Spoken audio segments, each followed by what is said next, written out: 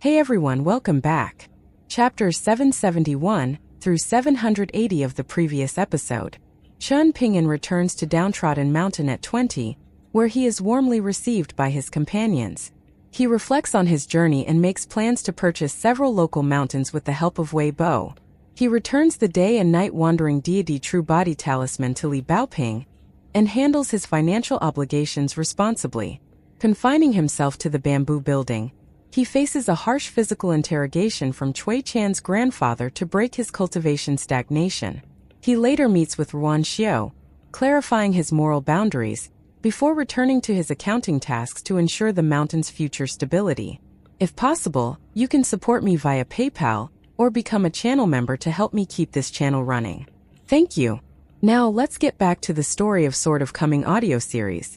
Chapter 781. A row of antique display shelves had been placed on the first floor of the bamboo building.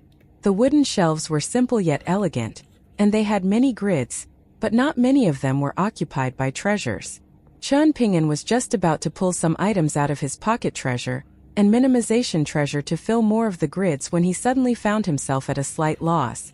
Over the course of his long journeys, he had witnessed and possessed many fine treasures, but aside from what had been bestowed upon him by Lu Tai from the planchette writing sex Sky Calling Street, the gifts from Wu Yi at the Purple Sun residence, the portrait of the woman that he had purchased himself on Ape Crying Street of Pond Water City, and the few items that had been given to him by the old shopkeeper as a bonus, there weren't many noteworthy items left. It seemed that he was not as wealthy as he had imagined. All of the treasures that had once been in his possession were like lotus pads drifting through a stream, disappearing downstream before he had even realized they were gone. Chen Ping'an was reminded of the staying pass on the border between the Stonebrush Nation and the Plum Glaze Nation. Despite its name, nothing seemed to have stayed for him. Some of his treasures had been lent to other people, such as the West Mountain armor pellet that had been lent to Wei Xian, the halting snow saber that had been lent to Lu Baixiang, the deep infatuation sword that had been lent to Sui Yubian, the nourishing the noble spirit jade tablet that had been lent to Wei Bo, and the Hall of the Underworld and the colored glazed pagoda replica that had been lent to Gu Kan. There were even more treasures that he had given away outright, such as the colorful Garment Nation Blusher Prefecture City God Protection Seal. Everyone on Downtrodden Mountain and all of the children in Mountain Cliff Academy had received gifts from Chen Ping'an at one point or another. Setting aside all these friends and acquaintances, Chen Ping'an had even given out a lesser heat coin in that dog meat shop in the Stonebrush Nation, and back in the forest on the bank of the Spring Flower River in the Plum Glaze Nation, he had given out both money and medicine. Even earlier than that, he had fed that adolescent flood dragon in the water countless snake gall pebbles back on Osmanthus Island. Generosity feels good at the time, but regret is sure to follow. Chen Ping'an sighed to himself in a self-deprecating manner. The little lotus spirit had been resting on the table, but after hearing what Chen Ping'an had to say, it immediately burst into laughter, laying back onto the table as it pounded its own belly vigorously with its little arm in amusement. Chen Ping'an's mood was lifted by its energetic and adorable display. He reached out with a finger to gently tickle the little lotus spirit's armpit, and it rolled all over the table to try and get away from Chen Ping'an, but was ultimately unable to do so. In the end, it sat up with a stern look on its face, then flailed its arm at a pile of books on the table, as if it were telling Chen Ping'an that this table was a sacred place for reading and learning, and that there was no room for fooling around here. Chen Ping'an stopped what he was doing with an amused smile, then pulled some items out of his pocket treasure and minimization treasure before setting them down onto the table.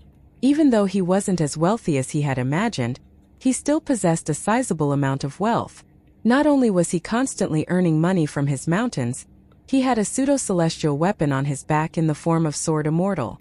Additionally, the golden sweet wine Dao robe that had been stripped off the body of the old nascent tier flood dragon from the flood dragon trench had been left behind by an almighty immortal. That immortal failed in his attempt at ascension, so he was forced to pass on into the cycle of reincarnation, and the fact that golden sweet wine hadn't been destroyed in the process was a testament to just how exceptional an artifact it was. Hence, Chen Ping'an hadn't been surprised in the slightest upon learning that it could evolve into a pseudo-celestial artifact through consuming gold essence copper coins. There was an incomplete walnut bracelet, with each walnut capable of unleashing an attack that would have been lethal to the average golden core tier earth immortal. There was a thin, azure Dao robe that wasn't quite at the level of an immortal treasure, but Chen Ping'an really liked it as he felt like the pristine white gold and sweet wine was too eye-catching. He was going to be taking the walnut bracelet and the azure Dao robe with him on his trip to the northern complete reed continent. Before long, many items had been set out on the table, but the two seals were still situated at the center, like a pair of bright moons nestled within a bed of stars. Chen Ping'an began to think through all of the debts that he owed and had to repay. Zhu Lian had once told him that borrowing money was the best of friendship, as it was often the case that once money was lent to a so-called friend, that would be the death of the friendship. However, there were some friends who would ultimately repay the money that they had borrowed, but according to Zhu Lian, there were two types of repayments, the first of which was a repayment that was made as soon as one acquired the sufficient funds, while the second type was the friend that was unable to repay the money immediately, but would always make an effort to provide updates on their financial situation, rather than hiding from their debts by refraining from bringing up the matter. They would repay their debt as soon as they had the money, and whenever they were urged to repay their debt, they would apologize in earnest without any displeasure or complaints. According to Zhu Lian, this type of friend should be kept as a lifelong friend, as they were grateful and sentimental. At the time, Chen Ping'an had smiled and asked if Zhu Lian was intending to borrow money from him before taking a long time to repay his debt. In response, Zhu Lian had rubbed his hands together sheepishly and praised Chen Ping'an as an unmatched clairvoyant. After that, he really did borrow some snowflake coins from Chen Ping'an, only 10 in total, claiming that he was going to be constructing a private scripture library behind his house. Of course, Chen Ping'an lent him the money without any hesitation. A far-roaming tier martial artist could impact the martial fortune of an entire nation to a certain extent, yet he had been reduced to such a pitiful position that he had to come up with such a long spiel just to borrow 10 snowflake coins, and even Chen Ping'an was feeling a little sorry for him. However, he was only going to lend him the agreed-upon sum of 10 snowflake coins and not even a single snowflake coin more, and he also stipulated that once the scripture library was constructed, it had to be made a restricted area on Downtrodden Mountain. Zhu Lian agreed to this condition, and Chen Ping'an thought to himself that business was most likely going to be booming for the bookshops in the Dragon Spring prefectural city for the near future. The little lotus spirit was still fiddling around with the items on the table, ensuring that every single one of them was neatly placed, and Chen Ping'an couldn't help but wonder where it had taken on this habit from. Chen Ping'an allowed it to do as it pleased as he continued to tally his debts. He owed money to both the secret vault of Cyan Gorge Island and to Lu Chongrun of Bejeweled Hairpin Island. However, what was undoubtedly going to be much more costly for him were the heavenly worship ceremony and liberation rite of water and land that he was arranging with Gu Kan. Those two ceremonies could easily become a pair of bottomless pits, and they definitely couldn't be arranged with just a few grain rain coins. The average ruler of a small nation who arranged such ceremonies would only recruit the services of Taoist priests and monks that weren't cultivators, and even if there were some cultivators among them, it would be very few, so the costs wouldn't be too steep. The ceremonies could be arranged for tens of thousands or hundreds of thousands of taels of silver, and even if 500,000 taels of silver were spent, that would only equate to 5 lesser heat coins or half a grain rain coin in immortal currency. That would already be the very upper end of what a small nation on the eastern treasured vile continent would be willing to spend on such ceremonies. However, once cultivators were concerned, everything became much more costly, particularly as they were going to be recruiting the services of earth immortals from various renowned Taoist temples and monasteries. Even if they were to encounter someone benevolent and easygoing and tell them that they could pay any sum that they pleased as compensation, could they really simply pay any sum that they pleased? Furthermore, prior to leaving Bamboo Scroll Lake, Chen Ping'an had told Gu Kan that the two ceremonies were to be arranged as auspiciously as possible, and that he had to ensure that there weren't any people with ulterior motives looking to take advantage of the ceremonies. Otherwise, that would hinder the accumulation of karma and reincarnation of the Een spirits. Gu Kan had to arrange 2 ceremonies in succession within 2 years, and that was going to be an extremely stern test of his patience and his eye for character, not to mention the enormous amount of effort and energy that would have to be expended. This was also a trial that Chen Ping'an was putting Gu Kan through. Seeing as he had chosen to make amends for his past mistakes, then he was going to have to walk a very difficult path. The mountains to the south of Bamboo Scroll Lake had once been rife with demonic entities and evil cultivators, But what was even more difficult to bear was the weight of the Hall of the Underworld on Gukan's back and the farewells that he had to arrange. There were 2 occasions where he had almost given up. Atoning for one's mistakes wasn't just a matter of delivering a verbal apology before going on a long journey and mindlessly spending some money to make it appear as if one had carried out many acts of kindness. Things were never that easy. However, Chen Ping'an knew that Gukan hadn't actually gone from one extreme to the other. Instead, his mindset was still drifting indecisively between the 2 extremes, and he was only willing to change because he had suffered immense hardships in Bamboo Scroll Lake. Hence, his current mental state was rather similar to that of Chen Ping'an back when he first began traveling the world. He was imitating the people closest to him, learning from the ways that other people did things before doing the same himself. There would be some change to his mindset in the process, but not much. Overall, Gukan was still the same Gukan. The only difference was that he now knew the importance of rules. Chen Ping'an rose to his feet and hung Sword Immortal up on the wall.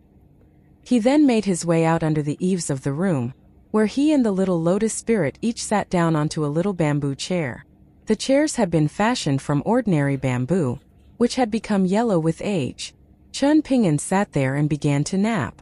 The temperature was moderate throughout all seasons of the year in and outside of the bamboo building, so even a mortal with a frail constitution didn't have to worry about catching a cold or getting heat stroke from sitting outside. The bamboo building was even more of a paradise than Cui Dongshan's courtyard in Mountain Cliff Academy. In his dazed, half-asleep state, he felt as if he could see a flower blooming in the distance, in a place where people possess corrupt and evil hearts. As opposed to waking up from this vision, he fell into a deep sleep. The little lotus spirit was seated on the edge of the chair next to his, and it raised its head while swinging its little legs back and forth. It could see that a faint smile had appeared on Chen Ping'an's face, as if he were dreaming of something wonderful. With the arrival of daybreak, Chen Ping'an awoke on his bamboo chair with a start, having slept the entire night outside the bamboo building. He took off his boots, then rolled up his sleeves and pant sleeves before making his way up to the 2nd floor. Upon arriving outside the room on the 2nd floor, Chen Ping'an paused momentarily before turning his gaze to a certain direction. Cui Dongshan had most likely sat there during his visit, and he hadn't entered the room. Finally, he had been reunited with his grandfather after a century, albeit in his youthful appearance and character. No one knew what the 2 of them had discussed on that day.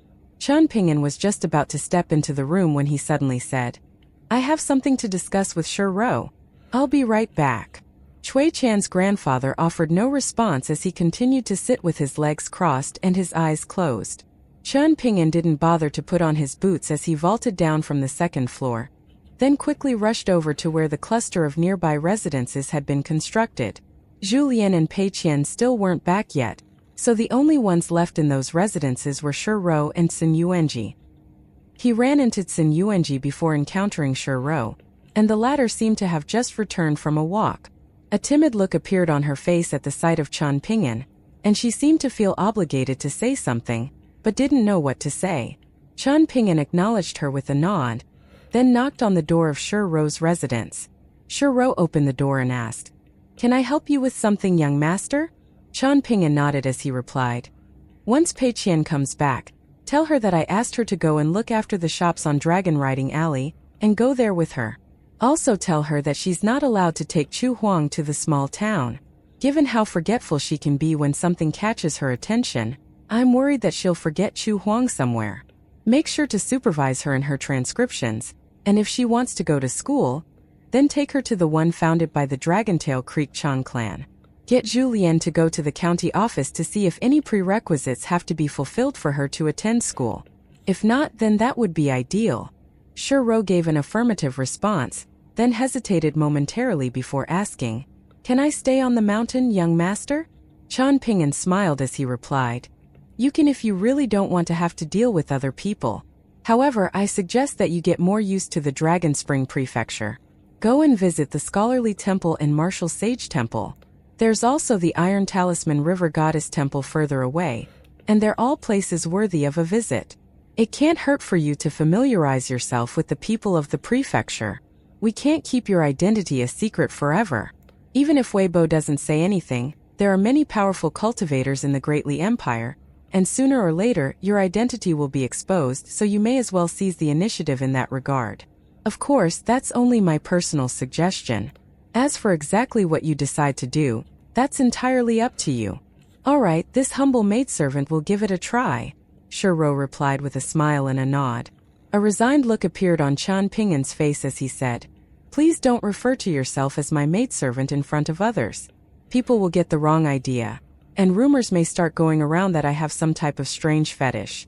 The Dragon Spring Prefecture is not a big place, so if such a rumor gets spread around, both of our reputations will be ruined, and it's not like we can go visiting one mountain after another to explain ourselves." "Your foresight is as sound as ever, young master," Shiro said while suppressing her amusement. Chen Ping'an hurriedly waved a hand as he said in an exasperated manner, "Downtrodden Mountain doesn't need another suck-up." Shiro raised a hand to conceal her amused smile, while Chen Ping'an heaved a forlorn, internal sigh and returned to the bamboo building. Sun Yuanji had been secretly observing Chen Ping'an's interaction with Shiro this entire time, and goosebumps had risen all over her entire body. She hurriedly snuck away in a panic, feeling as if she had witnessed some scandalous truth.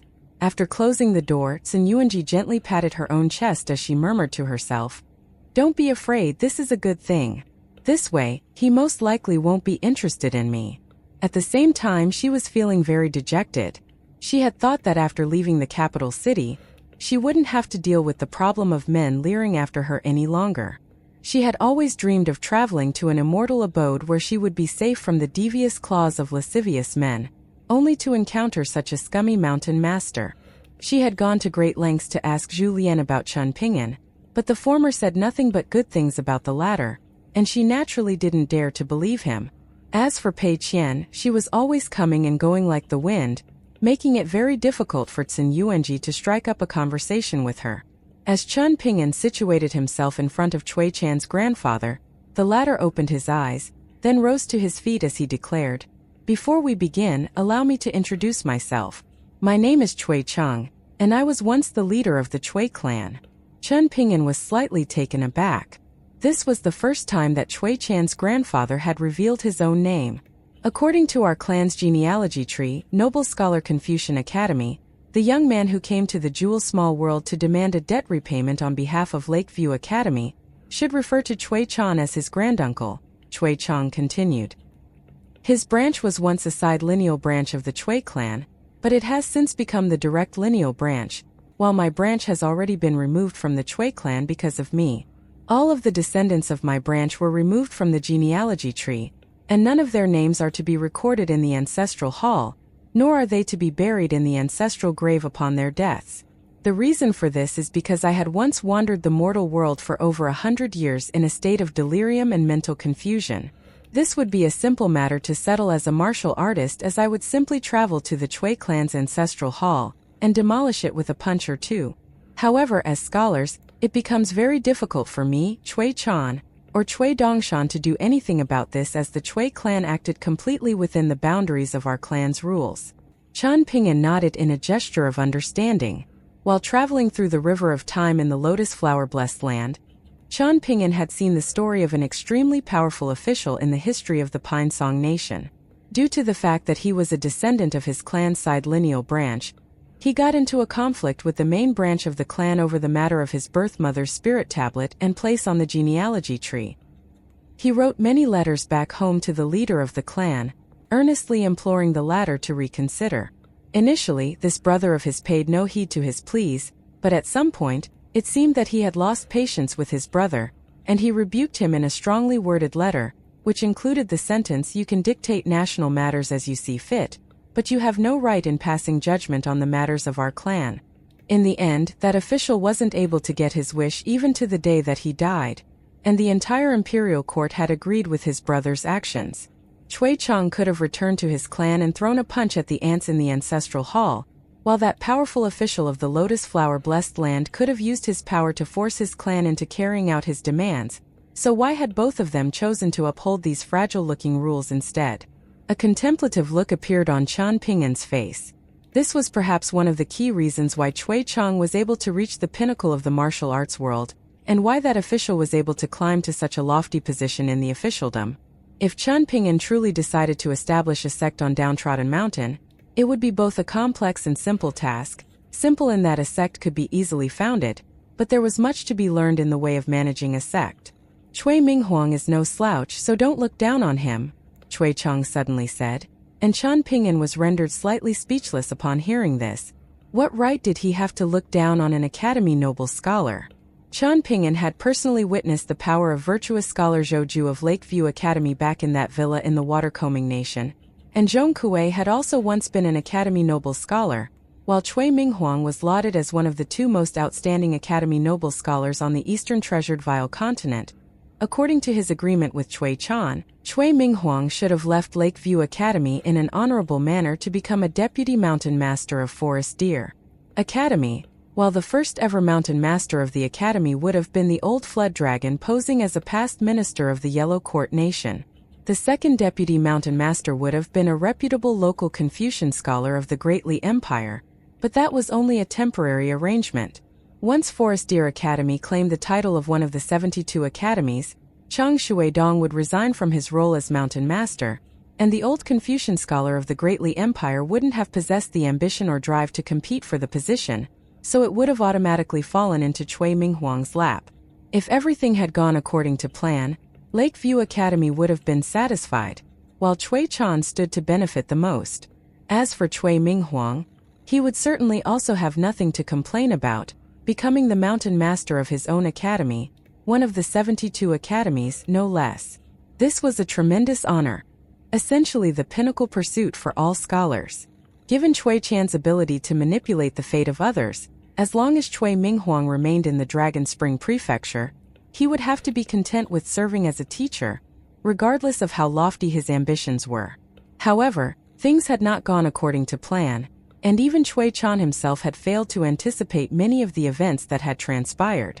For example, the White Jade Capital replica constructed by the Great Li Empire had almost been reduced to a worldwide laughingstock, while Song Zhengchun had also been severely wounded. The Great Li Empire's forces had also commenced its southbound march earlier than planned, while Cui Chan had also begun to execute many of his plans in the central region of the Eastern Treasured Vile Continent. Lakeview Academy had vehemently opposed the Great Li Empire, sending out many noble and virtuous scholars to various nations across the continent to quell the turmoil there.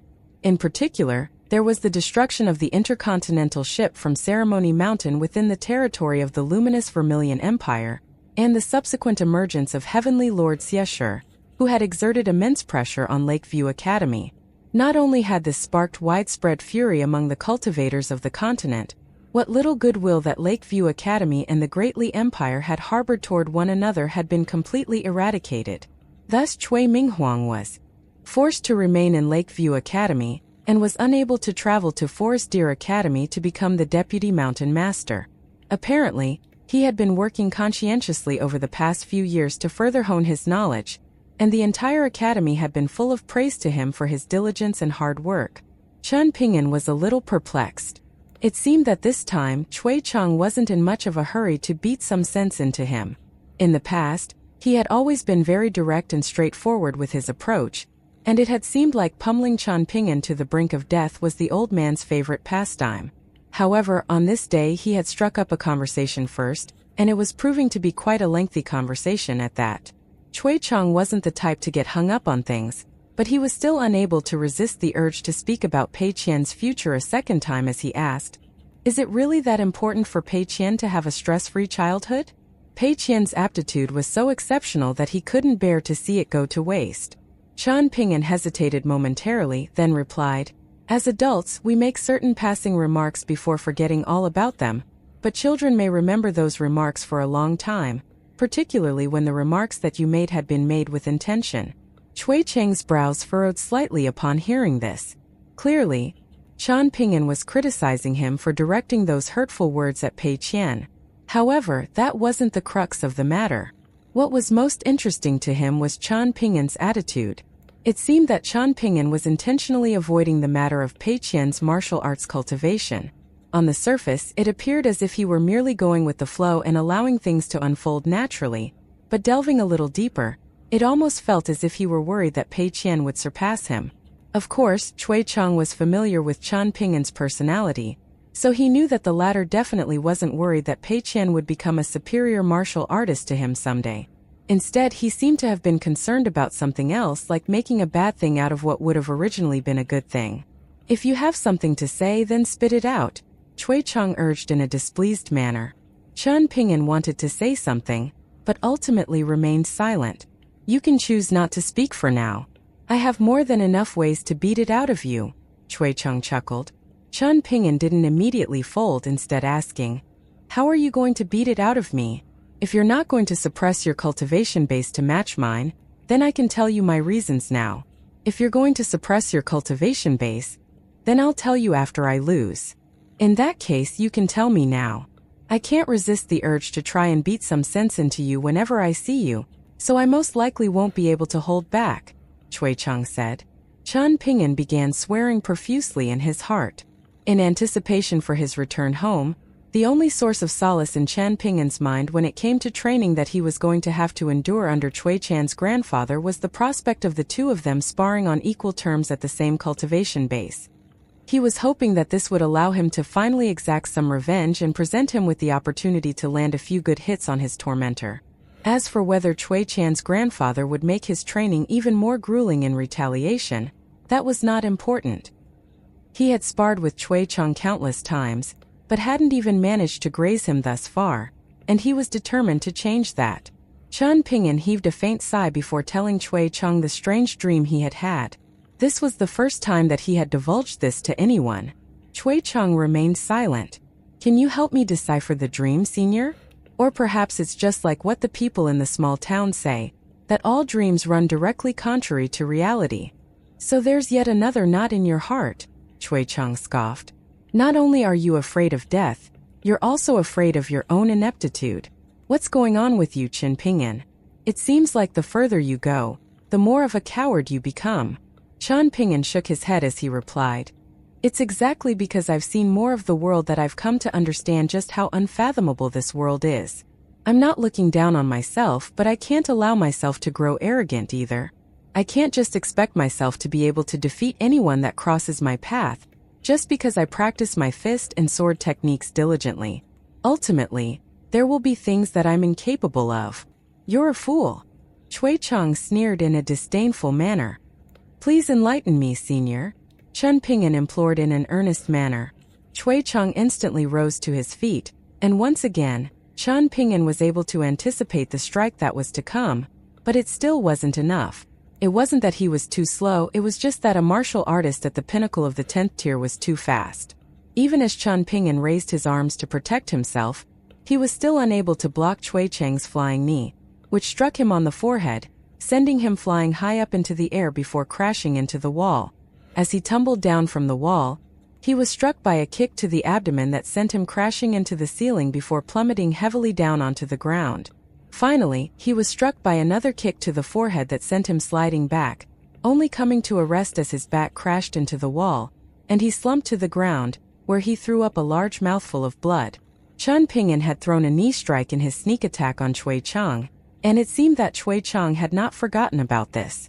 Cui Cheng stood at the center of the room with his arms crossed as he smiled and said, "You need to pay a price first before you get to hear my wise teachings. Otherwise, you won't appreciate their value, and I'm worried that you'll forget them." Chen Ping'an rose to his feet as he threw up another mouthful of blood. If everything has already been predestined by fate, then do you really think you can escape destiny just because Pei Qian is lazy in her pursuit of martial arts? Only the most powerful martial artists can hope to oppose the heavens. What on earth have you learned throughout the 300 years that you witnessed in the river of time in the lotus flower-blessed land? If anything, you seem to have come out the other side even more foolish than before. Cui Cheng scoffed. Chen Ping'an didn't even need to use his eyes to track Cui Cheng.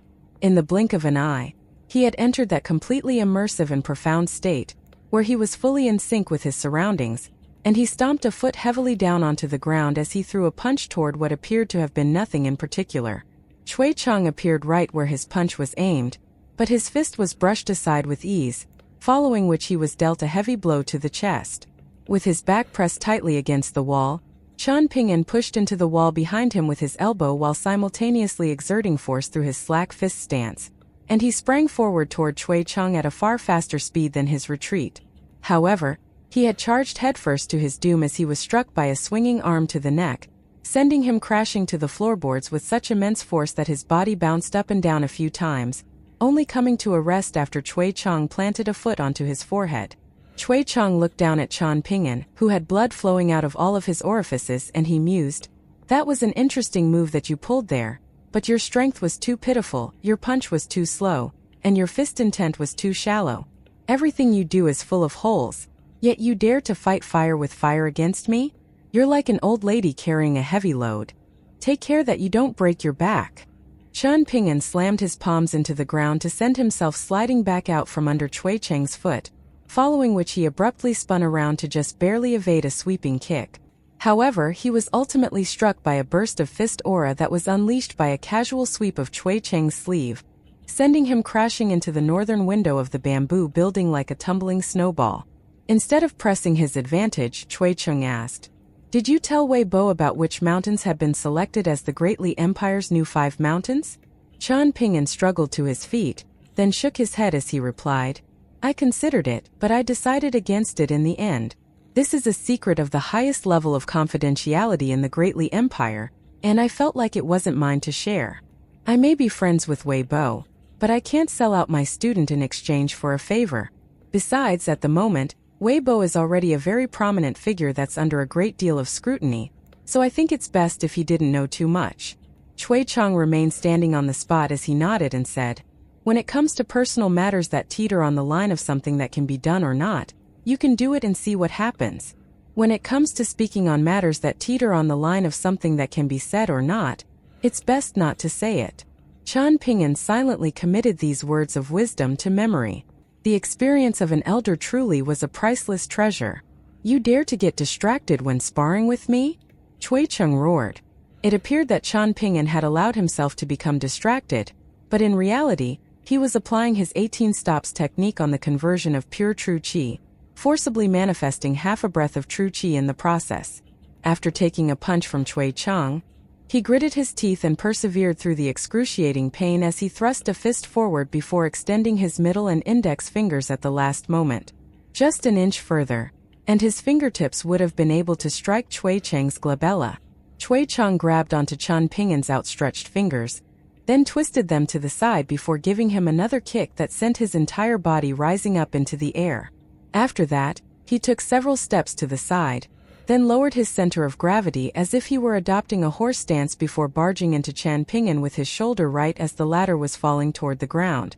A resounding thump rang out as Qian Ping'an crashed into the wall of the bamboo building once again, and in the end, he slumped to the ground, truly unable to get up again.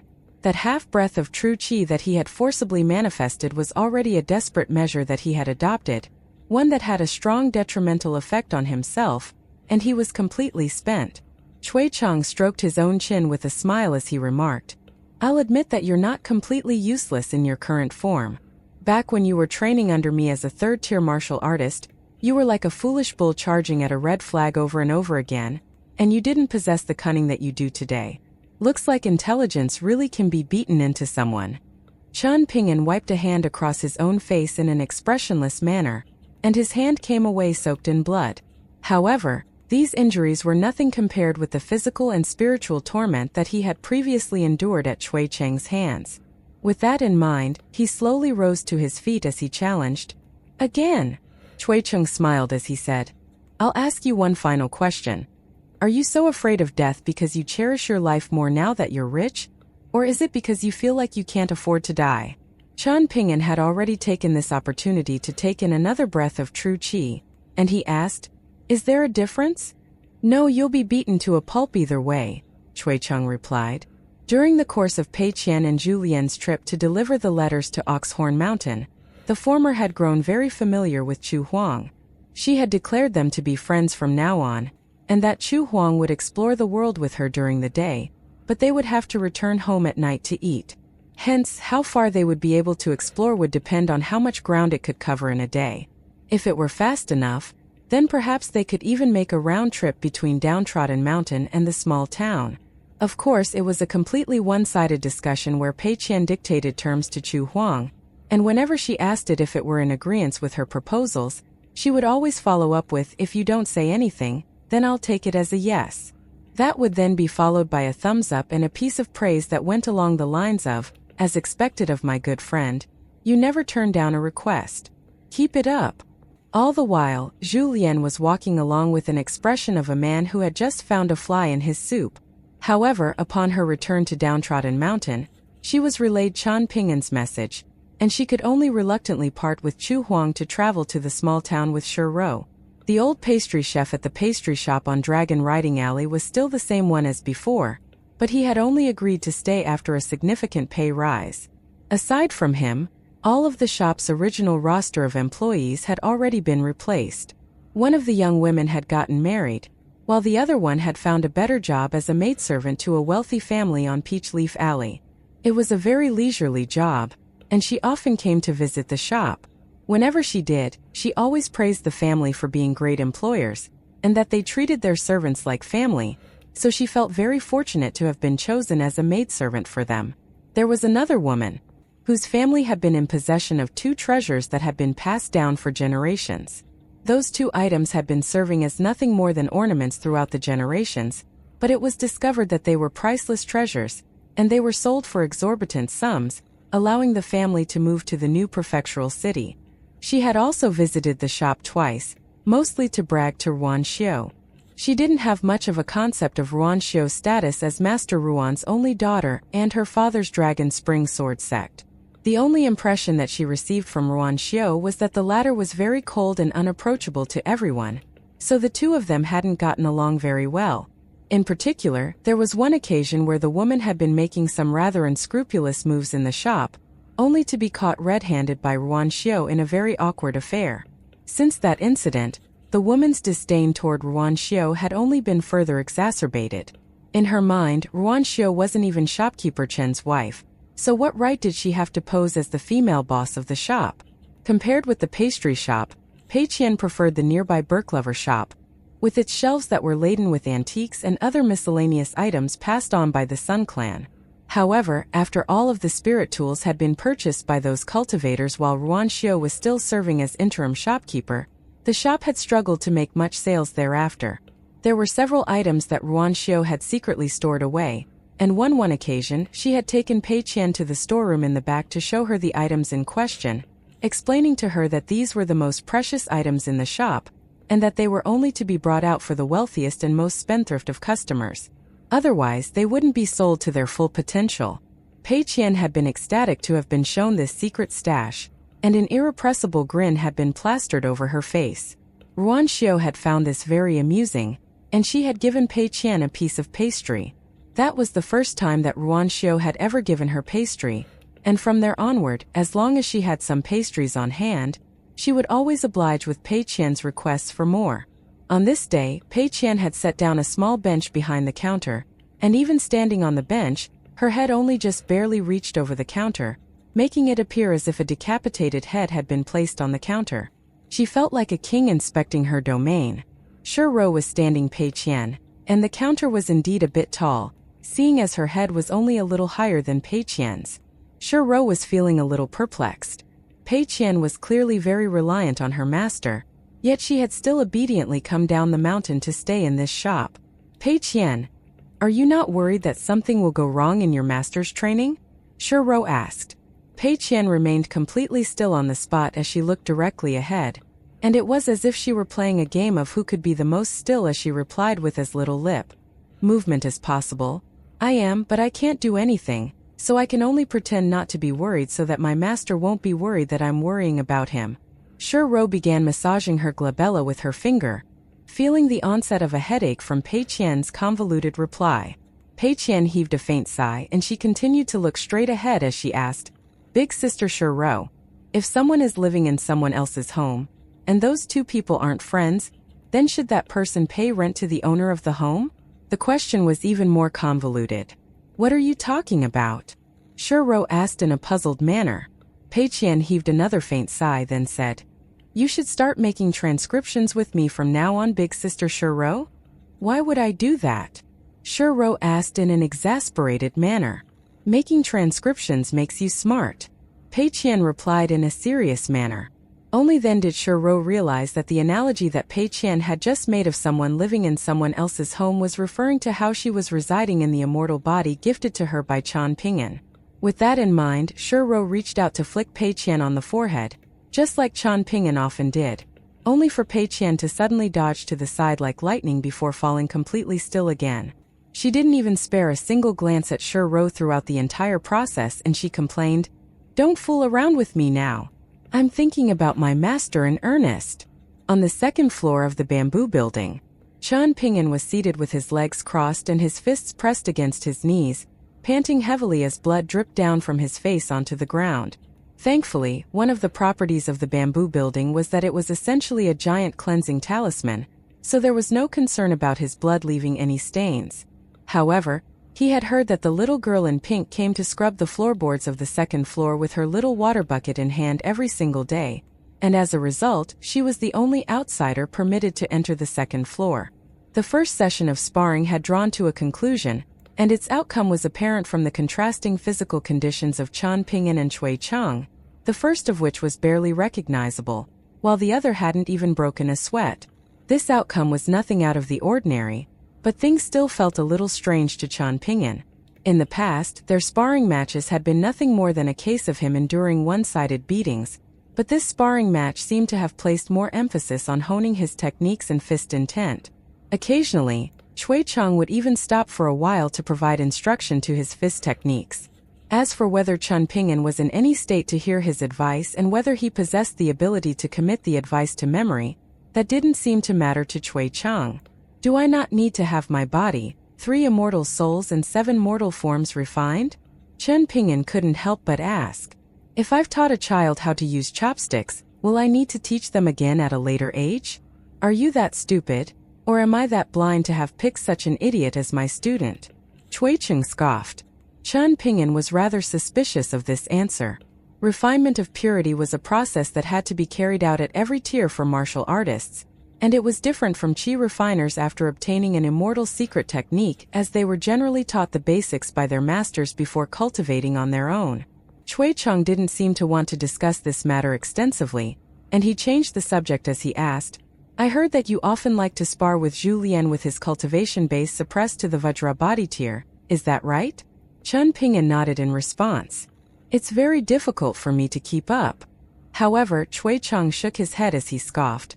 "Those sparring matches are too far from the real thing to serve any purpose. Zhu Lian doesn't dare to kill you, and you know that, so you two are like a pair of lovers quarreling with each other. He'll give you a gentle pat, you'll retaliate with a half-hearted kick. How will that benefit you in any way?" Qian Ping'an couldn't help but develop goosebumps at this analogy. "From tomorrow onward, get Zhu Lian to come to the second floor, and I'll supervise your sparring matches," Cui Chang instructed. "How will that make any difference?"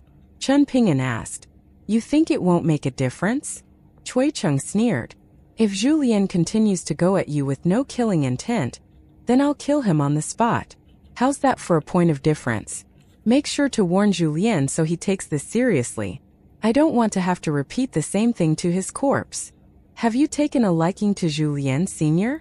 Qian Ping'an asked with a smile. A displeased look appeared on Cui Chang's face as he said, "I'll have to completely beat the quick-wittedness out of you, and only then will you be just barely tolerable to me."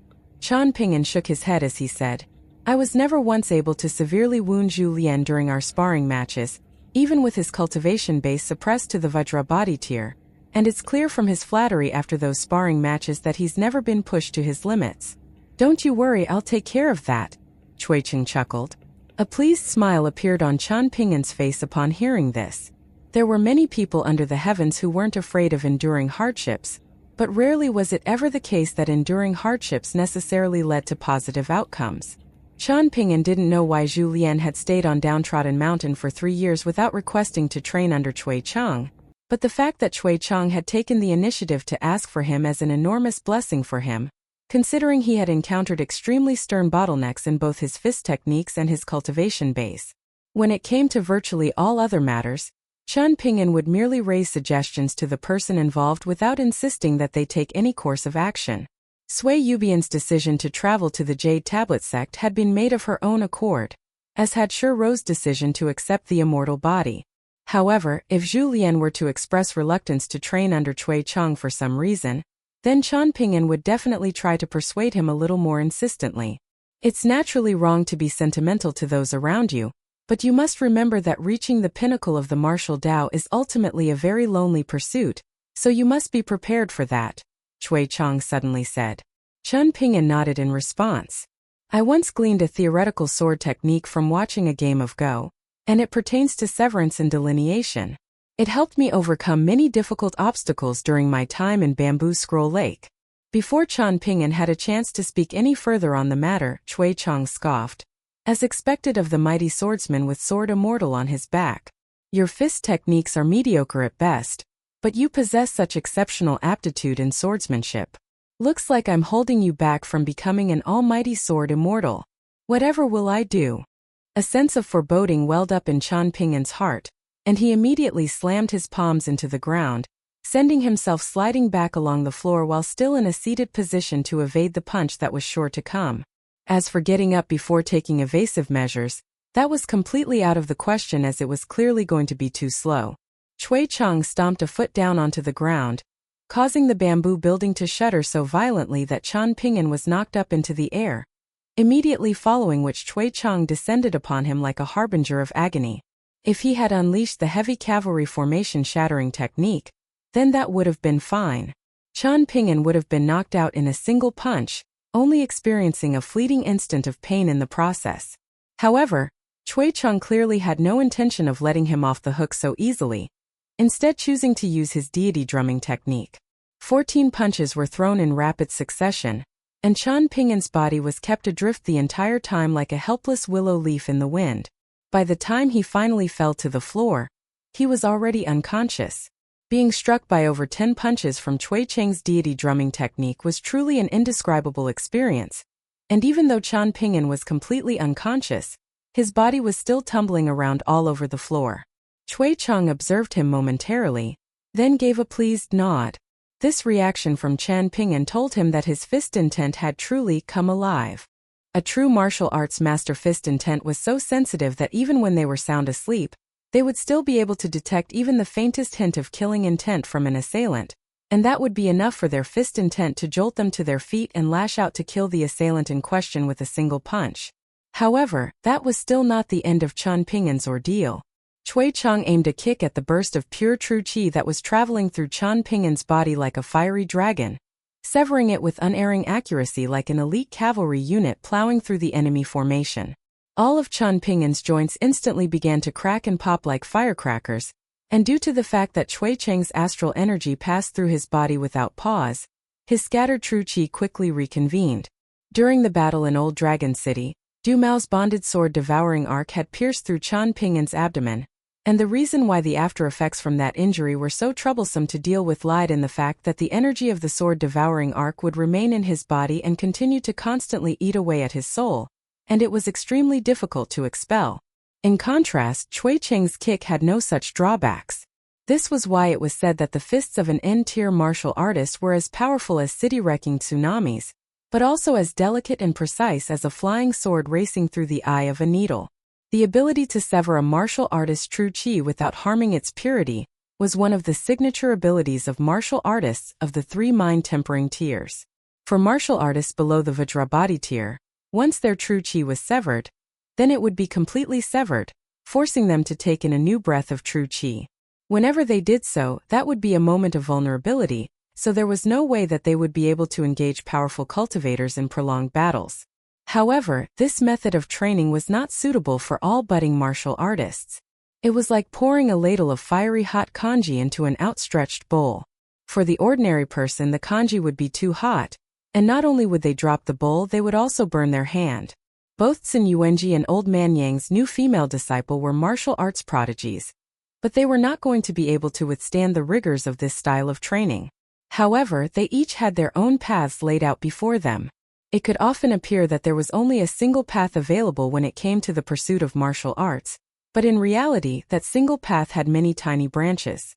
There were both advantages and drawbacks to women training martial arts. During his travels through the Middle-earth Divine Continent, Cui Cheng had personally witnessed many incredibly talented female martial arts masters that had reached the pinnacle in the more delicate and gentle aspects of martial arts, leaving even Cui Cheng in awe and amazement.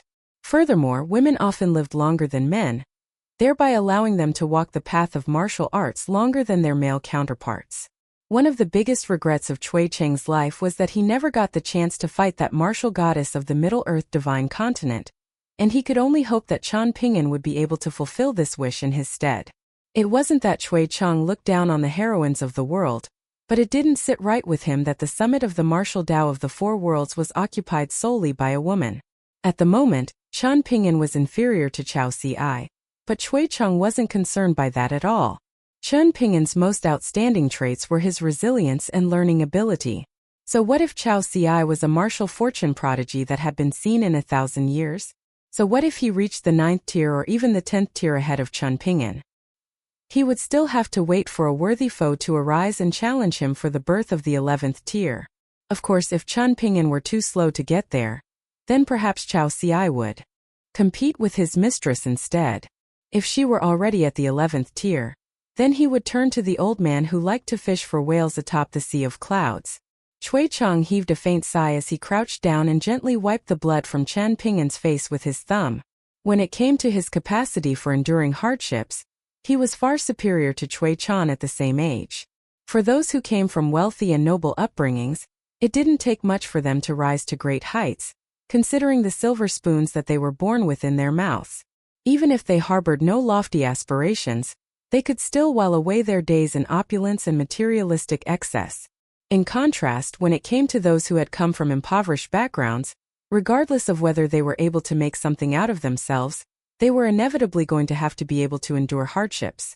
Cui Cheng sat down beside Qian Pingyan, and with a gentle sweep of his sleeve, the doors of the room were flung open, inviting the mountain breeze inside. Qian Pingyan's breathing had become very slow and even. Sleeping like a dead log was the best way for a pure martial artist to rest and recuperate. Yet Qian Pingyan hadn't gotten a single good night of sleep during his entire stay in Bamboo Scroll Lake. In Cui Cheng's eyes, Qian Pingyan hadn't placed enough emphasis on ensuring good sleep on any of the journeys that he had gone on, and only when he was practicing his standing and sitting meditation was he in a somewhat relaxed state. Otherwise, if he were constantly wound too tight, even if he weren't beaten to death someday, flaws would be sure to arise in his martial arts progression. However, Cui Cheng chose not to bring up this matter to Qian Pingyan, just as he hadn't told Qian Pingyan about the martial fortune bequeathments that would befall the most powerful martial artists at each tier. Some hurdles had to be personally overcome for one to truly develop a deep understanding of where they had gone wrong. Otherwise, even a lecture from the paramount sage himself may not do much good. Cui Cheng cast his gaze into the distance as he murmured to himself. Having said that, prominent clans also came up from humble beginnings. It's just that wealthy and noble clans fear losing their wealth and power over the course of generations, while the impoverished fear that they'll never be able to escape the cycle of poverty generation after generation. Once Downtrodden Mountain has its own sect, the problems that it'll face will differ from those of many wealthy clans and immortal manors. Conflicts won't arise over who's wrong and who's right. Instead, it'll be a case of who's more right. Those types of problems can be completely trivial, but they can also be extremely consequential, and it's just a matter of whether Qian Pingyan can convince the masses when the time comes. That would be a different trial of his mental state compared with what he had to endure in Bamboo Scroll Lake. Cui Cheng turned his gaze to the unconscious Qian Pingyan as he smiled and said, "Fearing death is a good thing. You're still so young, so make sure you do not die no matter what. There's still so much out there for you to see. Right now, you haven't even seen all of the majestic world's 9 continents." All of a sudden, he burst into laughter as if he were suddenly in a great mood, and he said, "Of course I would still come out on top even if I were to suppress my cultivation base to the 5th tier, but I would inevitably have to take a bunch of punches from you, so even if I were to win it would still be a loss of face for me. You think you've got the guile and cunning to match me now just because you've gone on a few long journeys? You still have a long way to go, you little runt." A serious look then appeared on his face as he declared, "It's about time that you made a breakthrough. As long as you aren't left behind by Cao Ci by 2 tiers or more, you can always catch back up someday. When that time comes, you can easily beat him even 30 times in a row in vengeance, let alone 3. A brooding look then suddenly appeared on Cui Cheng's face. While he was confident that Qian Ping'an had a bright future ahead, the thought that this was going to be an extremely long process had put him in a rather foul mood. With that in mind, an enraged look suddenly surfaced in his eyes at the sight of the unconscious Qian Ping'an, and he swept a sleeve toward him as he snapped, "Get up! What are you, a lazy pig? Don't sleep in the middle of my training." Qian Ping'an was sent tumbling through the air by a fierce gust of wind before crashing into the wall and awakening in a daze. By then, Cui Cheng had already risen to his feet, and he stepped forward with a dark expression before stomping a foot down forcefully. Qian Ping'an hurriedly rolled to the side, only just barely evading the stomp. Only when you can oppose a Vajrabadi tier martial artist in a battle of life and death, and not suffer too crushing a defeat, will you be permitted to leave the mountain. Once you fulfill that prerequisite, you can go and do whatever you please, whether that be to visit your friends in the central region of the eastern treasured Vile continent or to travel the northern complete reed continent. However, if you can't do that, then you'll have to stay here. Otherwise, you'll only be surrendering your wealth to others along with your life. Is that something that appeals to you? No, I can't die, Qian Ping'an declared with a shake of his head. Why? What makes your life more precious than the lives of others? Cui Cheng asked. Because my martial arts teacher is Cui Cheng, Qian Ping'an replied. Cui Cheng faltered slightly upon hearing this, then gave a pleased nod as he said, I can tell that's not a disingenuous piece of flattery. It would be remiss of me not to reward you with a punch for such a candid statement. Cui Cheng descended upon Qian Ping'an like a mountain, and the latter was instantly knocked out again. Cui Cheng stomped a foot down onto the ground, jolting the unconscious Qian Ping'an up into the air to knock him conscious again, only to knock him out once again with a sweeping kick. This cycle repeated itself over and over again, putting Qian Ping'an in a tortuous purgatory, while Cui Cheng was more than happy to serve as his tormentor. Finally, Cui Cheng threw a sweeping kick into Qian Ping'an's neck, sending him spinning end over end a few times. Upon landing on the ground, he stumbled a few steps, but the kick wasn't as forceful as the previous ones, so he wasn't knocked to the floor.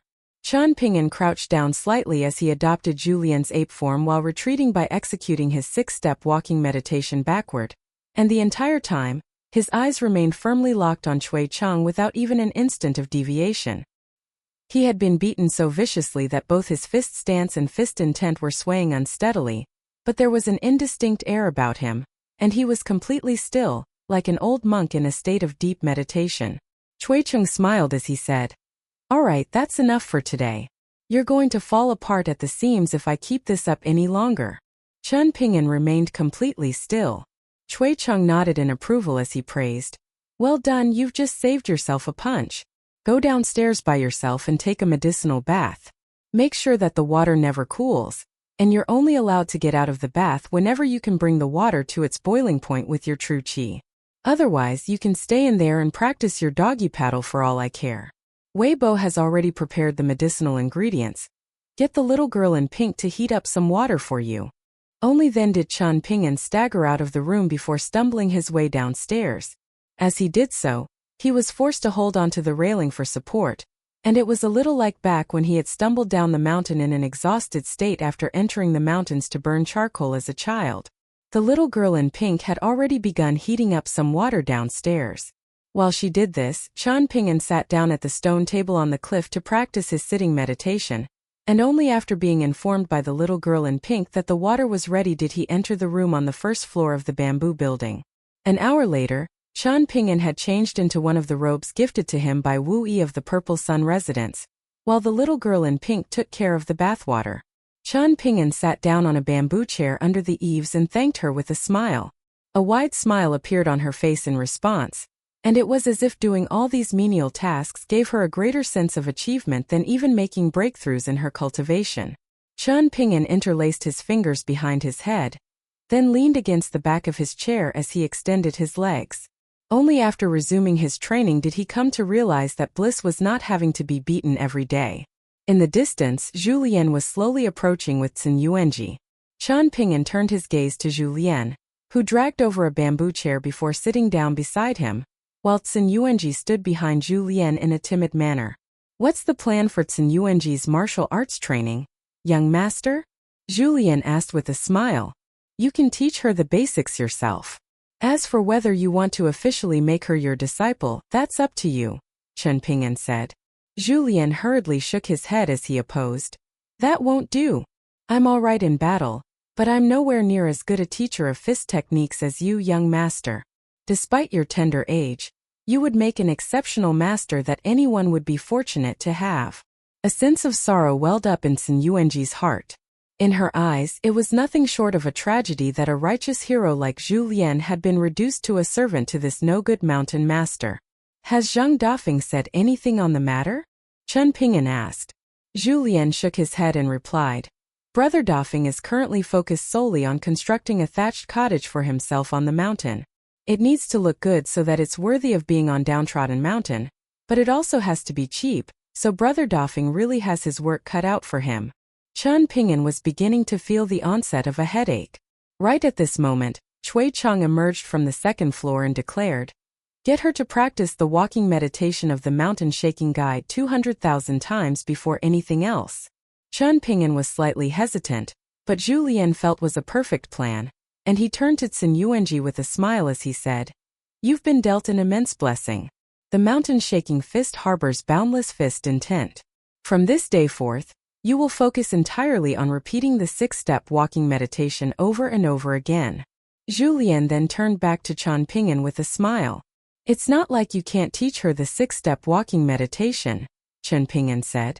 A shameful look appeared on Julien's face as he said, While I'm capable of performing the 6-step walking meditation, I can't do it anywhere near as gracefully as you, and I'm afraid that Sun Yuanji may be led astray by my terrible demonstration. When you perform the 6-step walking meditation, it's truly a sight for sore eyes, a blissful experience for the fortunate beholder. Chen Ping'an couldn't bear Julien's flattery any longer, so he relayed Cui Cheng's instructions to him. After hearing what he had to say, Julien fell silent with a glum look on his face. Chen Ping'an had to suppress an amused smile. Shortly thereafter, Julien departed with Sun Yuanji, and on the way back, she noticed that he seemed to have been in a rather sour mood.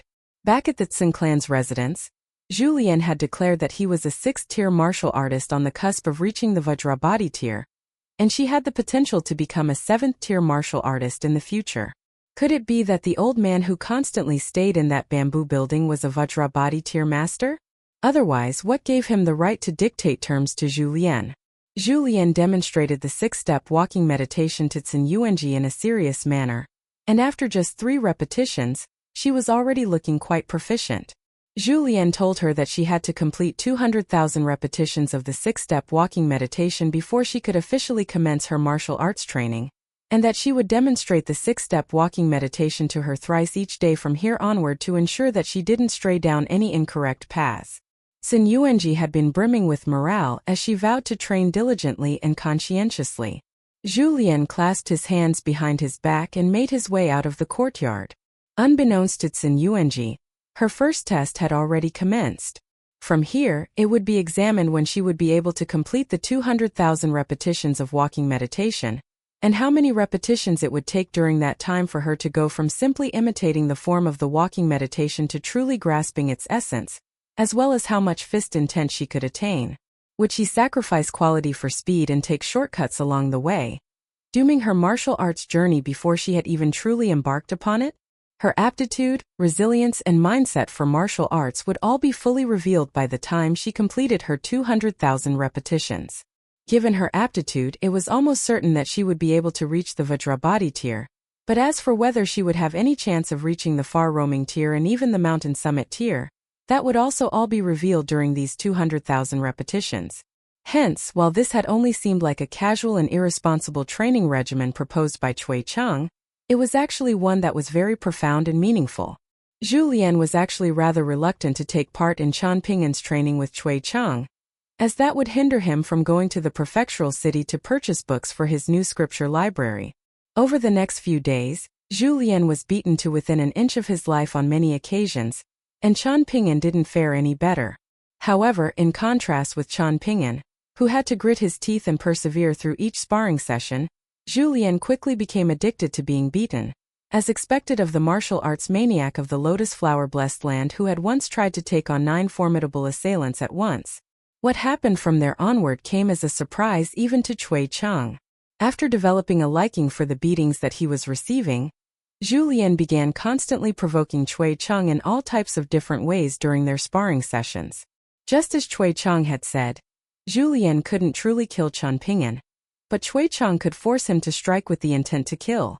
In any case, with Cui Cheng supervising their sparring matches, Chen Ping'an was never in any real danger. However, Zhu Lian took advantage of this, continuing to refuse to go at Chen Ping'an with true killing intent in order to intentionally provoke Cui Cheng. What could Cui Cheng do in this situation? It wasn't like he could actually kill Zhu Lian, so instead, he could only beat Zhu Lian to within an inch of his life each time, but that only played into Zhu Lian's hands. This period of training had been more satisfying for Chen Ping'an than any previous stint.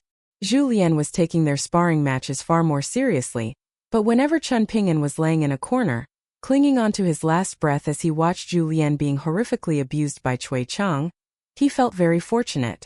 Furthermore, the near-deranged state of immersion that Zhu Lian was able to enter in the heat of battle had been truly eye-opening to Chen Ping'an, and he presumed Cui Cheng was intentionally keeping him conscious during these training sessions so he could watch Zhu Lian and take inspiration from him. If it weren't for the huge age gap between them and Zhu Lian's insistence on regarding himself as Chen Ping'an's servant, they would have truly been a pair of brothers in arms, battling in the trenches together. On this day, late at night, the two of them were seated at the stone table. Zhu Lian took an eager glance at the bamboo building, and it took him a great deal of self-restraint not to begin hurling profanities at Cui Cheng in order to provoke another beating out of him. Chen Ping'an didn't know what to say. At the very most, he only had a great capacity for enduring hardship, while Zhu Lian truly reveled in hardship. Senior Cui is able to completely dominate me even with his cultivation base suppressed to the Vajrabhati tier, while you were able to stand toe-to-toe against me at the Vajrabhati tier even when you were only at the 5th tier. Both you and Senior Cui are truly outstanding prodigies, Zhu Lian praised. Don't involve me in your flattery, Chen Ping'an scoffed. A serious look suddenly appeared on Zhu Lian's face as he said, Senior Cui is a very diligent and attentive teacher. Chen Ping'an nodded as he replied, he wants me to know that there are still people like you in this world, and that my willpower is really nothing to be proud of.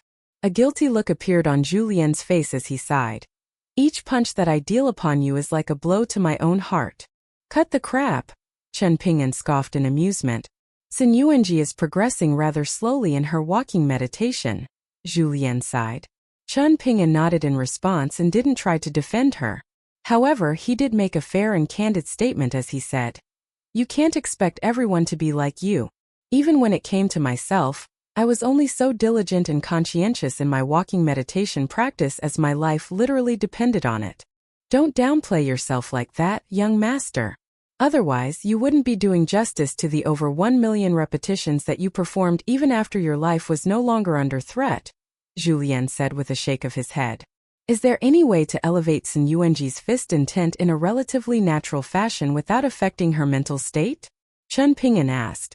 I have a way to achieve this, but it'll require a big sacrifice on your part, Zhu Lian replied. What do you have in mind?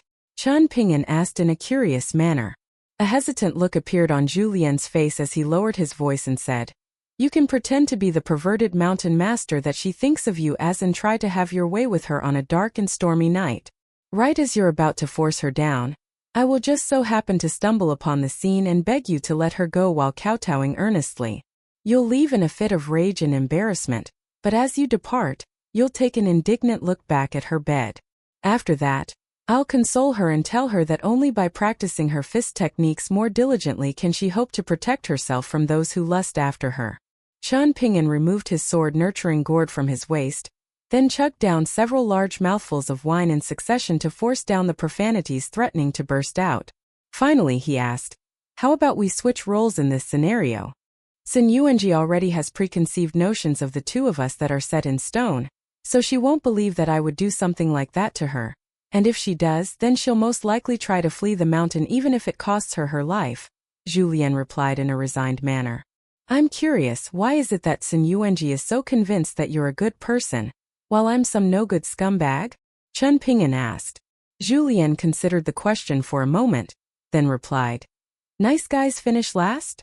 Chun Ping'an was seriously considering drawing Sword Immortal to hack Julien to bits. Julien didn't take further jabs at Chun Ping'an as he sheepishly asked for a flagon of wine.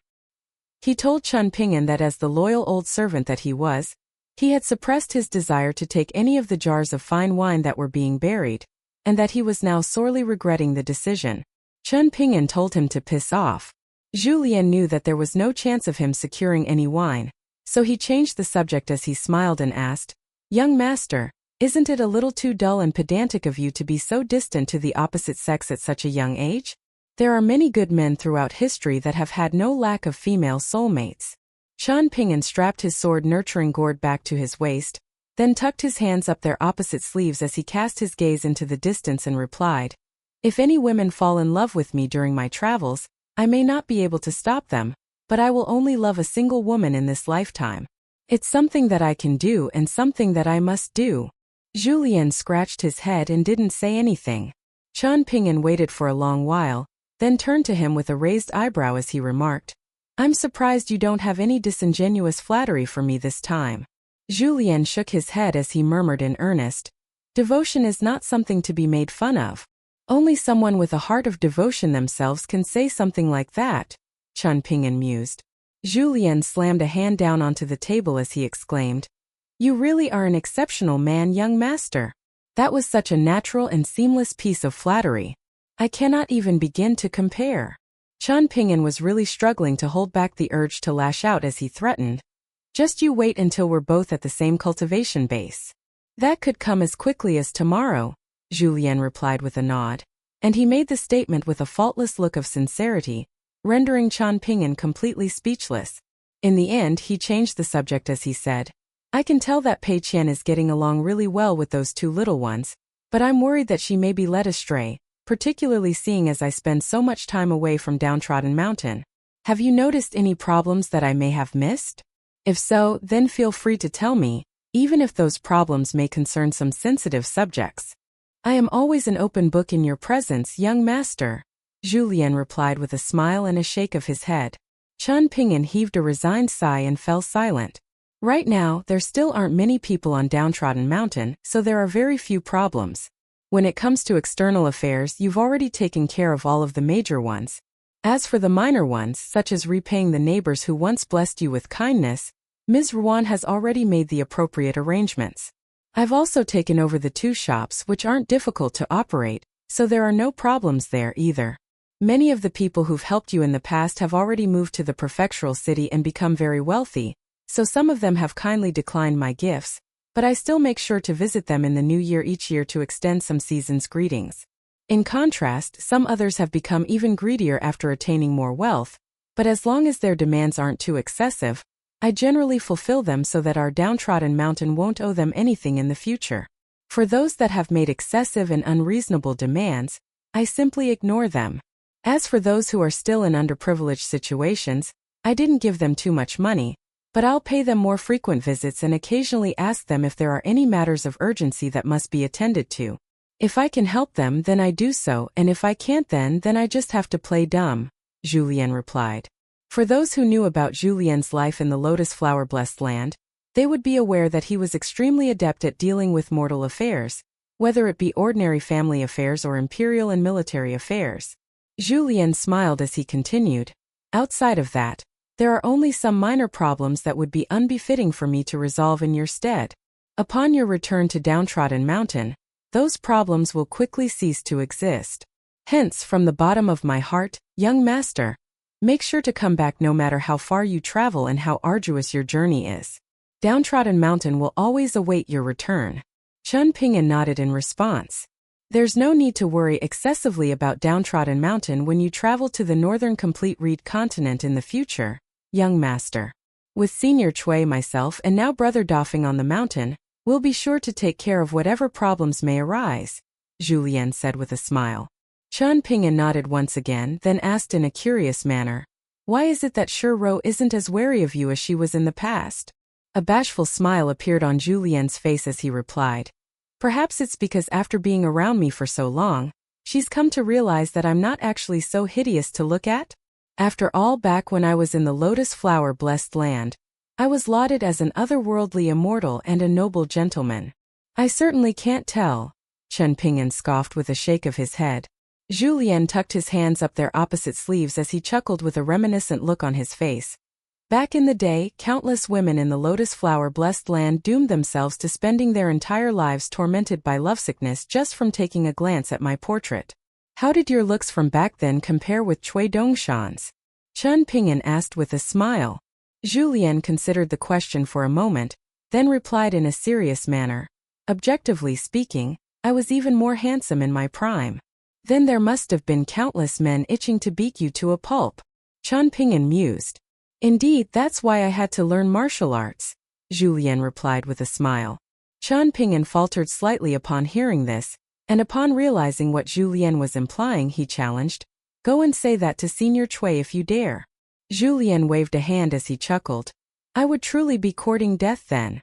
I wonder how Lu Baixiang, Sui Yubian, and Wei Xian are doing right now, Chen Ping'an mused.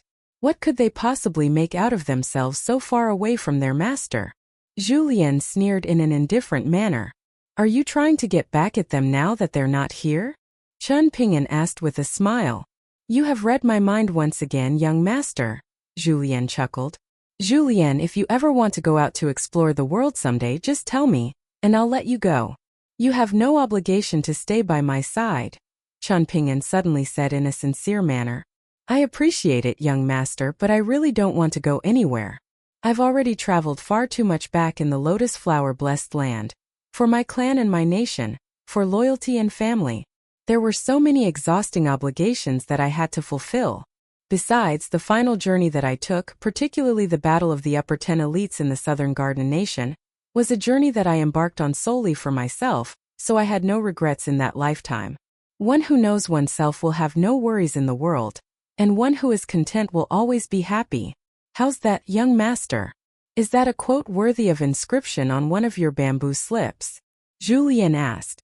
Initially, Chen Ping'an had been listening in earnest, but the mood was completely spoiled by Julien's final question, and a dark look appeared on his face as he rose to his feet and made his way into the first floor of the bamboo building. Julien also rose to his feet to watch Chen Ping'an leave, and only after the door was closed did he sit back down. Seated at the stone table on his own, he cast his gaze toward the distant night scenery, accompanied only by the sounds of rustling leaves and chirping insects. It was truly a blissful paradise. What more could one ask for? Moments later, he looked around to ensure that there was no one nearby, then sneakily pulled a book out from within his robe and began reading through it. A peaceful night was well and good, but there had to be a bit of spice in life. The next day, Chen Ping'an didn't go to the second floor to resume his training as the Greatly Empire's Assistant Minister of Rights had arrived on Cloud Drape Mountain to sign the mountain purchase agreement with him. Weibo personally arrived on Downtrodden Mountain before taking Chen Ping'an to Forest Deer Academy, where the old Assistant Minister and some other officials were already waiting. Chen Ping'an wasn't unfamiliar with the Assistant Minister. In fact, they had met on several occasions following the fall of the Jewel Small World. This was Chen Ping'an's first time coming to the new academy, and he was spared a long walk thanks to Weibo delivering him directly to his destination. Ruanqiong wasn't present. He had already departed from the disciple in secret, and the Golden Courtier Earth Immortal of the Dragon Spring Sword Sect, Donggu, was here in his place, holding his private seal. This as the token of a sage, and the fact that such an important item had been left to Donggu was sufficient testament to the degree of trust that Ruanqiong had in this disciple of his. In addition to the most important alliance agreement, there were several mountain title deeds laid out on the table. Oxhorn Mountain, which once belonged to the cloth wrapper shop, the Light Breeze City Sioux Clan's Cinnabar Mountain, Grey Vale Mountain, which was the largest of the mountains and closest to Downtrodden Mountain, Aoback Ridge, Exuberant Dawn Peak, and the westernmost Sword Worship Plateau. These 6 mountains of different sizes were all going to be under Chen Ping'an's ownership. The signatures and seals on the contract belonged to Chen Ping'an, the old assistant minister, who was carrying both the Greatly Empire's Imperial Jade Seal and the official seal of the Ministry of Rights, and Ruanqiong's seal, which was in Donggu's possession. There was also Wei Bo, who removed his golden earring and somehow transformed it into a round seal. The 2 assistant mountain masters of the Academy were also present. but they were only there to spectate. One of them was a vastly renowned and highly reputable Confucian scholar of the Great Li Empire, and it was said that many of the plaques and couplets in the scholarly temples and martial sage temples of the Dragon Spring Prefecture had been inscribed by him. As for the other assistant mountain master, that was a familiar face. It was the old Confucian scholar that Qian Ping'an's group had encountered in the Yellow Court Nation, the true identity of which was an old flood dragon that had been living for countless years, and was the father of Wu Yi of the Purple Sun residence. Dragon Spring Prefectural Overseer Wu, County Magistrate Yuan, and Kiln Supervision Official Chao were also present. Donggu was also accompanied by a young man, namely Xieling from Peach Leaf Alley.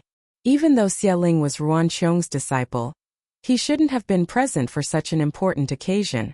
However, the ancestor of his clan was Heavenly Lord Xie Shi, so everyone mostly turned a blind eye to his presence, while the old assistant minister even struck up a brief conversation with him. Xieling carried himself in a very composed and appropriate manner, displaying no arrogance or timidity. After his brief conversation with the assistant minister, he continued to remain silent, and his attention was only drawn by the arrival of Qian Ping'an. Ma Kuxuan of Apricot Blossom Alley and Qian Ping'an of Clay Vase Alley were both already very renowned names in the Dragon Spring Prefecture's cultivation world. One was a cultivation prodigy that had slain a golden courtier swordsman in a direct battle, while the other was a prominent landlord who had several mountains in his possession, with several more to be acquired on this day. However, there were rumors going around that they weren't on very good terms with one another, and that a battle had even taken place between them some years ago at the Immortal Tomb. Xieling was really curious about how Qian Ping'an had survived, if such a battle had truly taken place. After all, Ma Kuxuan had always been the target that he had been pursuing. Not only did he have an almighty ancestor, he had also once caught the eye of Branch Master Lu Qian, who had personally bestowed upon him the treasure pagoda that was close to a celestial tool. Hence, Xieling had always had his sights firmly on the very pinnacle of the eastern treasured Vile continent, and only very occasionally would he look down at the people below. Someone else that he was interested in was Lu Xianying, who had survived what had appeared to be certain death and was taken to the southern world continent to study under the pure Confucian Chang clan. So he definitely had a bright future ahead as well. That it was very difficult to receive any news from the southern world continent, but presumably, he couldn't have gone very far in the short time that he had been with the pure Confucian Chang clan. For cultivators of the three teachings and 100 schools of thought, the more orthodox the branch they belonged to, the slower cultivation progress tended to be, but they would have greater potential for going further and ascending higher than others. However, in the initial period of their cultivation, it was often the case that their progress was slower than the prodigious disciples of the more unorthodox branches. As for Gu Kan, Xieling had heard that he had been dealt a terrible hand. He had lost that true dragon descendant of his, so his great Tao had most likely collapsed. Out of the 5 fated opportunities of the Jewel's small world, Gu Kan was the first one to lose his. Xieling wasn't overly interested in the matters of the outside world, and even when he was told stories by senior brother Donggu and senior sister Su Xiaoqiao, he often disregarded them as unimportant. On this day, Qian Ping'an was wearing an azure robe. There was a white jade hairpin in his hair, and he was carrying his sword Nurturing Gourd at his waist and sword Immortal on his back. He didn't particularly stand out among everyone, but at the least, he wasn't outshone by anyone present, even though he wasn't making any active effort to be the center of attention. His demeanor was warm and composed, and he spoke amicably to everyone present. He caught up with the old flood dragon, chatting about the cliff carvings in the Yellow Court Nation, and the delicious meal they had been treated to in the old flood dragon's manor. He also spoke with the other assistant mountain master of the academy, telling him that he had read his works and that he would visit the academy when the opportunity arose to raise questions from his readings. The old assistant minister was very happy to see this. Of course, the old assistant minister had an impression of Qian Ping'an. The first time they had met was at Sage Ruan's swordsmithing workshop, and at the time, he had been standing beside Ruan Xiu. Not only that, but the two of them had been friends, and neither of them had felt that strange. Over his years in the officialdom, the old assistant minister had developed a very sharp eye, and he immediately marked down Qian Ping'an in his heart as one to be remembered. On this day, Wei Bo remained standing by Qian Ping'an's side, And even Donggu of the Dragon Spring Sword sect, who was clearly a very quiet man, had struck up a brief conversation with Chan Ping'an. The signing of the contracts normally wasn't a very complicated process. However, the Assistant Minister of Rights had added a few steps to the procedure to make things more ceremonious, perhaps because Wei Bo and Ruan Qiong were both taking part. Of course, all of this still fell within the rules of the Great Li Empire. The process went smoothly from beginning to end, and everyone got along very well with one another. In any other setting, everyone would have perhaps exchanged a few drinks, but that was clearly not appropriate, given that they were at Forest Deer Academy. Furthermore, the Assistant Minister of Rights was very busy, and he was responsible for grading the regional officials of the Great Li Empire this year, so he had to travel to Oxhorn Mountain right away before returning to the capital by immortal ship.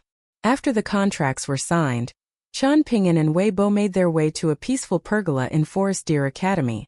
Chan Ping'an didn't ask about Gao Xian as it would be inappropriate for him to ask about a royal hostage that had been sent to the Great Li Empire by the Great Sui nation. "What are you looking at?" Wei Bo asked with a smile. "Nothing in particular," Chan Ping'an replied with a smile.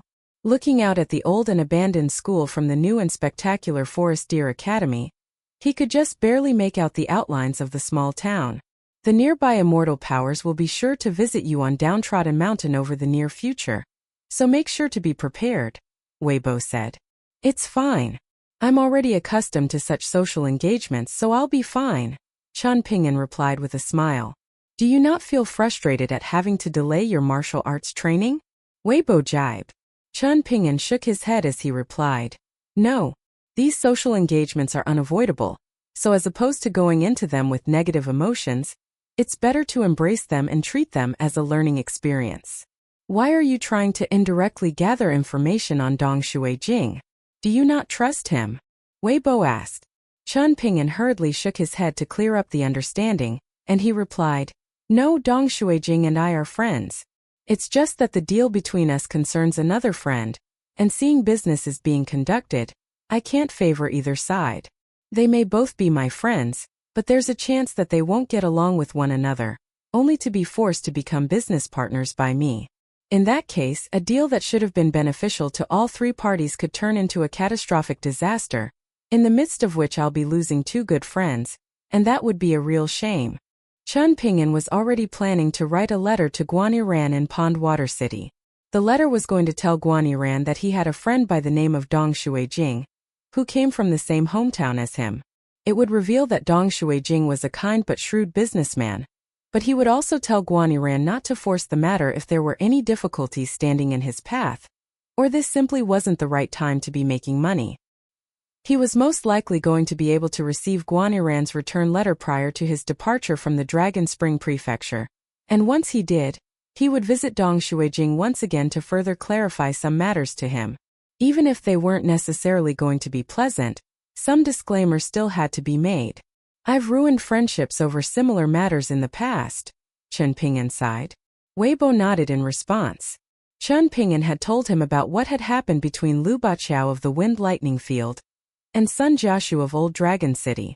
A joyful smile appeared on Chan Ping'an's face as he said, "I can do many things now with so many mountains in my possession.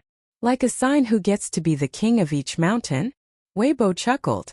"Just the thought of it gets me excited," Chan Ping'an said with a smile. Wei Bo remained silent.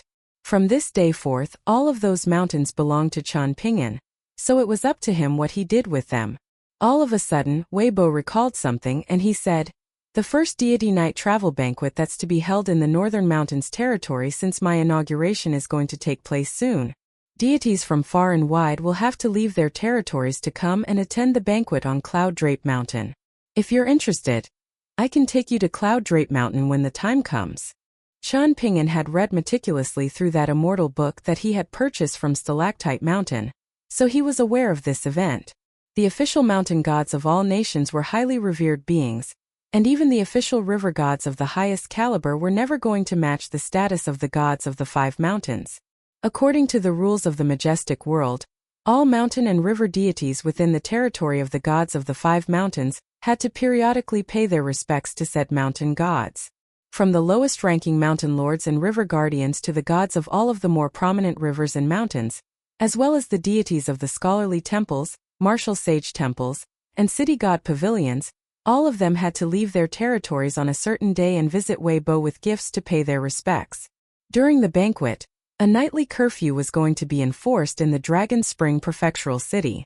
This was a tradition that had existed for a very long time, and generally speaking, once every 30 years or 60, or 100 at the very most, a night travel banquet would be arranged in the temple of the formal mountain god.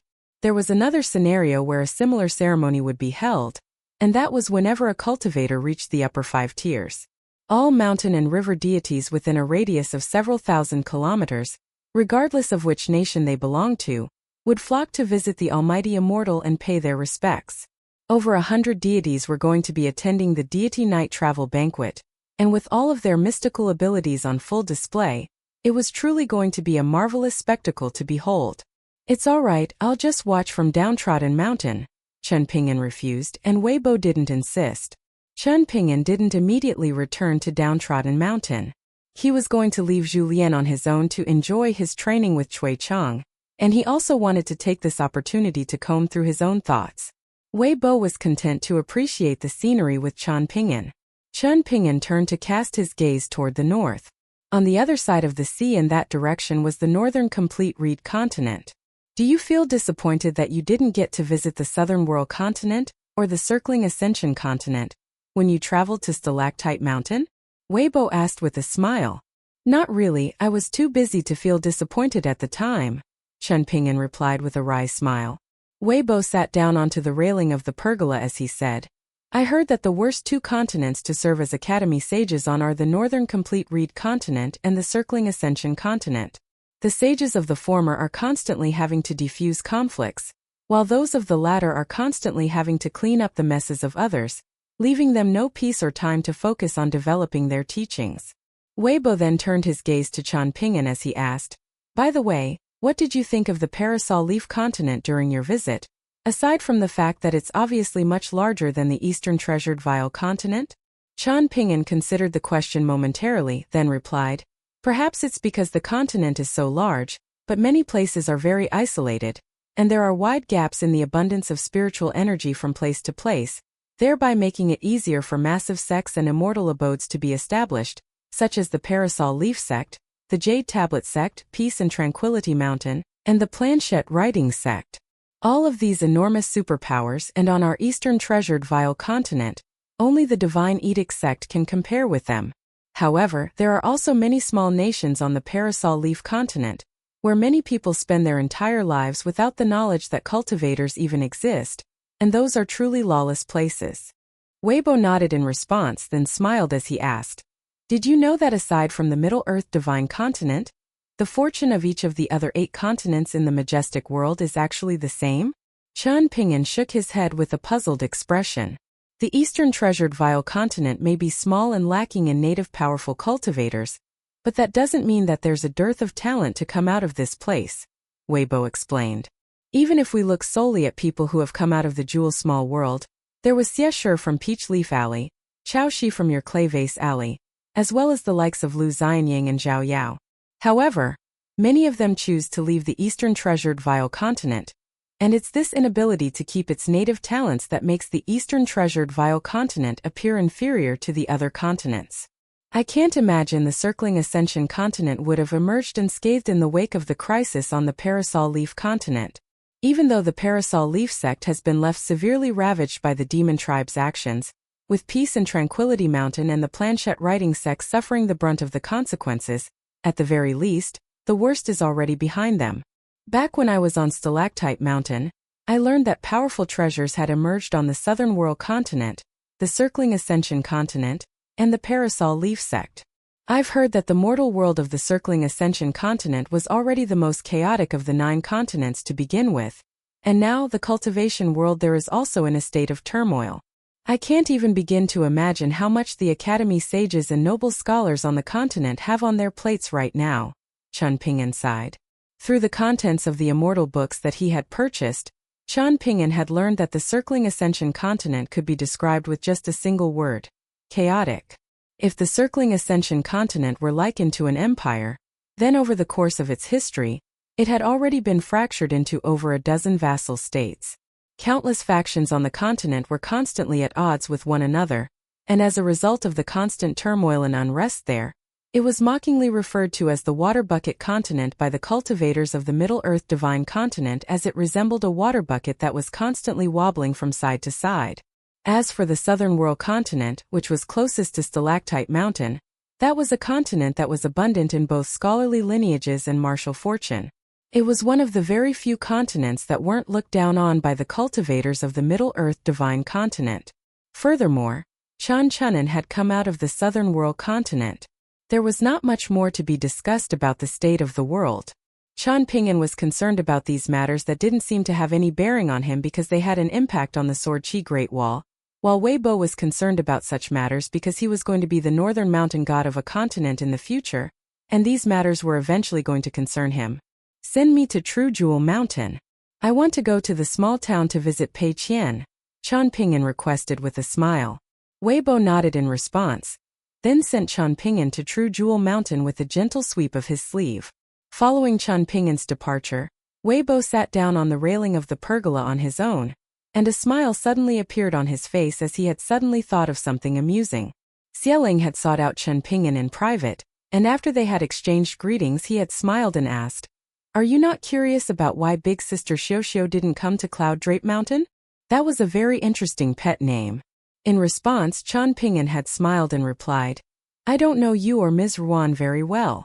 Xieling had been completely stumped by that response, rendered speechless and stunned like a charging bull that had been brought to a juddering halt by a sturdy wall. Even a blind man could most likely tell that Xieling harbored a great deal of admiration toward his senior sister, let alone the other disciples of the Dragon Spring Sword sect. However, in spite of Xieling's exceptional cultivation aptitude, he was still lacking in worldly experience, and he had thought that no one would be able to see through his intentions. Even though he and Chan Ping'an were very similar in age when it came to worldly experience and their grasps on human nature, it was really no different from a contest between a pair of cultivators, one of whom was at the lower 5 tiers while the other in the upper 5 tiers. Most importantly, Xieling had brought this upon himself, intently scrutinizing Chan Ping'an from the moment that they first met. In the face of Ruan Qiong, Chan Ping'an would naturally have no choice but to run and hide, but he certainly wasn't going to cower in the presence of Xieling. Weibo stretched lazily before turning his gaze to the Palace of Eternal Spring in the northern area of the Greatly Empire's capital city. He wondered if the osmanthus flowers had bloomed yet, and whether there was another woman walking along on a rugged wilderness path, using an osmanthus branch as a hiking pole. He wondered if she had a man that she loved in this lifetime, and if so, he hoped that the man was a kind and moral scholar. In the wise words of Zhu Lian, a powerless scholar could be thrown into a rucksack and beaten without any qualms, while a cultivator would be comparatively more difficult to deal with. Having said that, this was not a concern. If Weibo couldn't do the deed himself, then he would just have to get his good friend Zhu Lian to go in his place. Catching one off guard with a rucksack over the head, then delivering a swift and brutal beating before fleeing like the wind was a sequence that had to be well rehearsed for someone traveling through the cultivation world, and Zhu Lian was certainly very adept in this field. Weibo felt truly fortunate to have such a great friend. He then suddenly thought of everything that Chan Ping'an had done since his return to Downtrodden Mountain, and he heaved a faint sigh before murmuring to himself, "He owns such a massive territory now. How can he be content with continuing to stay in that small room on the first floor of the bamboo building?"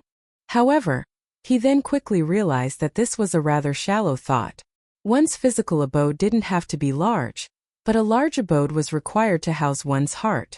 Even in the tiniest of places there could be vast freedom. Weibo placed his hands onto the railing and began singing a folk song that he had learned from Pei Qian, one about eating stinky tofu, and all of a sudden, he began feeling a little peckish, a sensation that he hadn't felt in many years. He didn't know if Chan Ping'an was going to be staying until winter, when the winter bamboo shoots would begin to sprout in the forest. If so, then he would harvest a few winter bamboo shoots and take them to the bamboo building. He had heard from Zhu Lian that Chan Ping'an made a very fine stew. Unbeknownst to Weibo, the only time that Chan Ping'an had felt disheartened on the journey to Mountain Cliff Academy in the Great Sui Nation was when those ungrateful children had complained about his cooking, declaring that the pot of fish soup that he had cooked up couldn't even hold a candle to the delicious feast that they had enjoyed at the old Flood Dragon's manor. This was something that weighed on Chen Ping'an's mind to this day, and during his subsequent travels, whenever he had some time to focus on cooking, he would make sure to cook up the best meal possible. Over time his skills naturally improved. Over in the small town, as soon as Chen Ping'an stepped into the shop, he was greeted by the sight of the head sitting on the countertop. What made the sight an even more harrowing one was that Pei Qian was intentionally keeping her eyes completely still, and even in broad daylight, that was enough to send chills running down the beholder's spine. Overcome with exasperation, Chen Ping'an quickly strode over to her before giving her a flick on the forehead. Pei Qian threw her hands onto her head as she complained, "Why, master? I wasn't slacking off or doing anything wrong." Chen Ping'an reached out to twist her ear, and she immediately put on a sincere expression as she apologized. "I'm sorry, master." Only then did Chen Ping'an withdraw his hand. A wide grin appeared on Pei Qian's face as she asked, "Can you tell me what I did wrong now, master?" "Nothing, I just felt like flicking you," Chen Ping'an replied with a smile. Shiro had to suppress an amused smile. "What's wrong with you, big sister Shiro? Why are you smirking at yourself like that? People like you are always the first to be beaten to death," Pei Qian declared with a stern glare. "I'm already dead," Shiro countered with a smile. "In that case, I'll beat you alive again with a punch," Pei Qian snapped. Shiro raised her chin slightly, reminding Pei Qian that her master was still present. Pei Qian immediately put on a warm smile as she amended, "There's no place for violence in the world, and I'm certainly not the type to resort to violence on a whim. Otherwise, if word were to spread to my violent ways, then that would ruin my master's reputation." Chen Ping'an picked up a piece of pastry before putting it into his own mouth, then picked out one each for Pei Qian and Shiro as well. Pei Qian took a bite of her pastry, and a radiant smile immediately appeared on her face as she exclaimed, "Wow, today's pastries are really good." Shiro was taking small bites out of her pastry like an elegant and refined lady, but to see such an effeminate gesture performed in Du Mao's visage was no less disturbing a sight than that of Pei Qian's head resting on the counter. All of a sudden, Chen Ping'an smacked a hand to his own forehead as he feigned an enlightened expression and exclaimed, "No wonder business is so terrible with you two here. Are you being paid any wages? If so, then I'm docking half your pay." Pei Qian turned her gaze to Shiro, indicating that it was her time to shine. Compared with Shiro, she was nowhere near as proficient in dealing with her master. A seductive smile appeared on Shiro's face. Chen Ping'an instantly had chills running down his spine as he hurriedly said, "Forget it. Just pretend like I didn't say anything." Pei Qian raised a hand, and Shiro hesitated momentarily, then pressed her palm against Pei Qian's in a gesture of celebration. "I'm going to take a look at the other shop," Chen Ping'an sighed in a resigned manner. Pei Qian hurriedly jumped down from her little stool, then rushed out from behind the counter as she volunteered to guide her master to the shop, which was also on Dragon Riding Alley and very close by. Shiro also smiled as she watched the two of them leave the shop. Only in this instant had she come to realize that Downtrodden Mountain really did seem different without Chen Ping'an present. The narrow Dragon Riding Alley was on a slight slope, and there was also a long set of stairs that led to the Burklover shop. Along with the pastry shop, both of these shops had once been businesses owned by the clan that Shichuanjia, the little girl with twin pigtails, belonged to. Afterward, Shichuanjia didn't travel to the academy in the Great Sui Nation to study with Li Baoping, Li Huai, and the others, nor did she stay in the small town like Dongshuijing. Instead, she moved with her clan to the capital of the Great Li Empire. Her clan sold its two shops, and through Wanqiong's help, they eventually ended up under the ownership of Chen Ping'an. Chen Ping'an could still see Dongshuijing when he returned to his hometown, but he had never seen Shichuanjia again following their parting all those years ago. While owned by the Shi clan, the Burklover shop had sold all kinds of miscellaneous items, with many antiques among their range. It could be regarded as one of the oldest shops in the Jewel's small world. When relocating the clan afterward, the Shi clan only took with them half of the antiques and curios that they appreciated the most, with the other half being left in the Burklover shop. From this, it could be seen that the Shi clan would remain a large clan even after it moved to the capital. After receiving ownership of the Burklover shop, Qian Ping'an had felt a little guilty in the beginning after learning of the value of the items left in the store. This matter had weighed on his conscience when he returned to the Jewel Small World for the first time, and he had always thought about closing the store for good. That way, he could sell it back to the Shi clan with everything intact whenever they came to the small town to visit. However, Ruanxiu hadn't agreed to this, saying that transactions were one thing while relationships and favors were another thing altogether.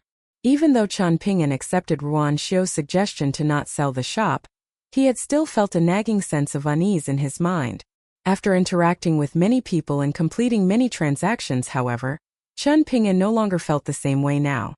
Even so, he would still understand even if the Shi clan were willing to embarrass themselves and ask for the store back. Qian Ping'an wouldn't turn down their request, but the goodwill between them would definitely disappear. Of course, the question was, how much was Qian Ping'an's goodwill even worth? There was only a single shop attendant looking after the Burklover shop. The shop attendant was a kind and simple old lady, and it was said that Ruanxiu had often accompanied her for a chat when she had acted as the shopkeeper. Qian Ping'an naturally recognized the old lady. She was from Apricot Blossom Alley, and according to the complicated tangle of seniority ranks in the small town, Qian Ping'an only needed to refer to her as Auntie Qian even though she was almost 40 years his elder. They shared the same surname, but they weren't genuine relatives. The old lady was already up there in age, but she was still as healthy as could be after working in the fields for a lifetime.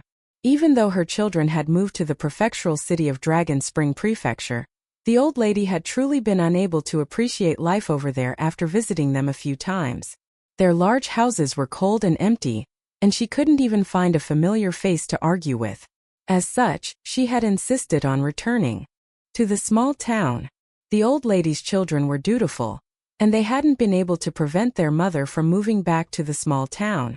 However, it was said that a daughter-in-law had indeed grumbled about her presence, saying that her mother-in-law was embarrassing them in the prefectural city.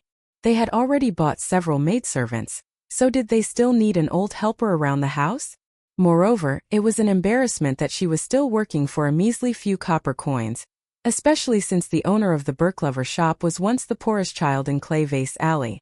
Qian Ping'an let Pei Qian inside the shop, immediately greeting Auntie Qian when he entered.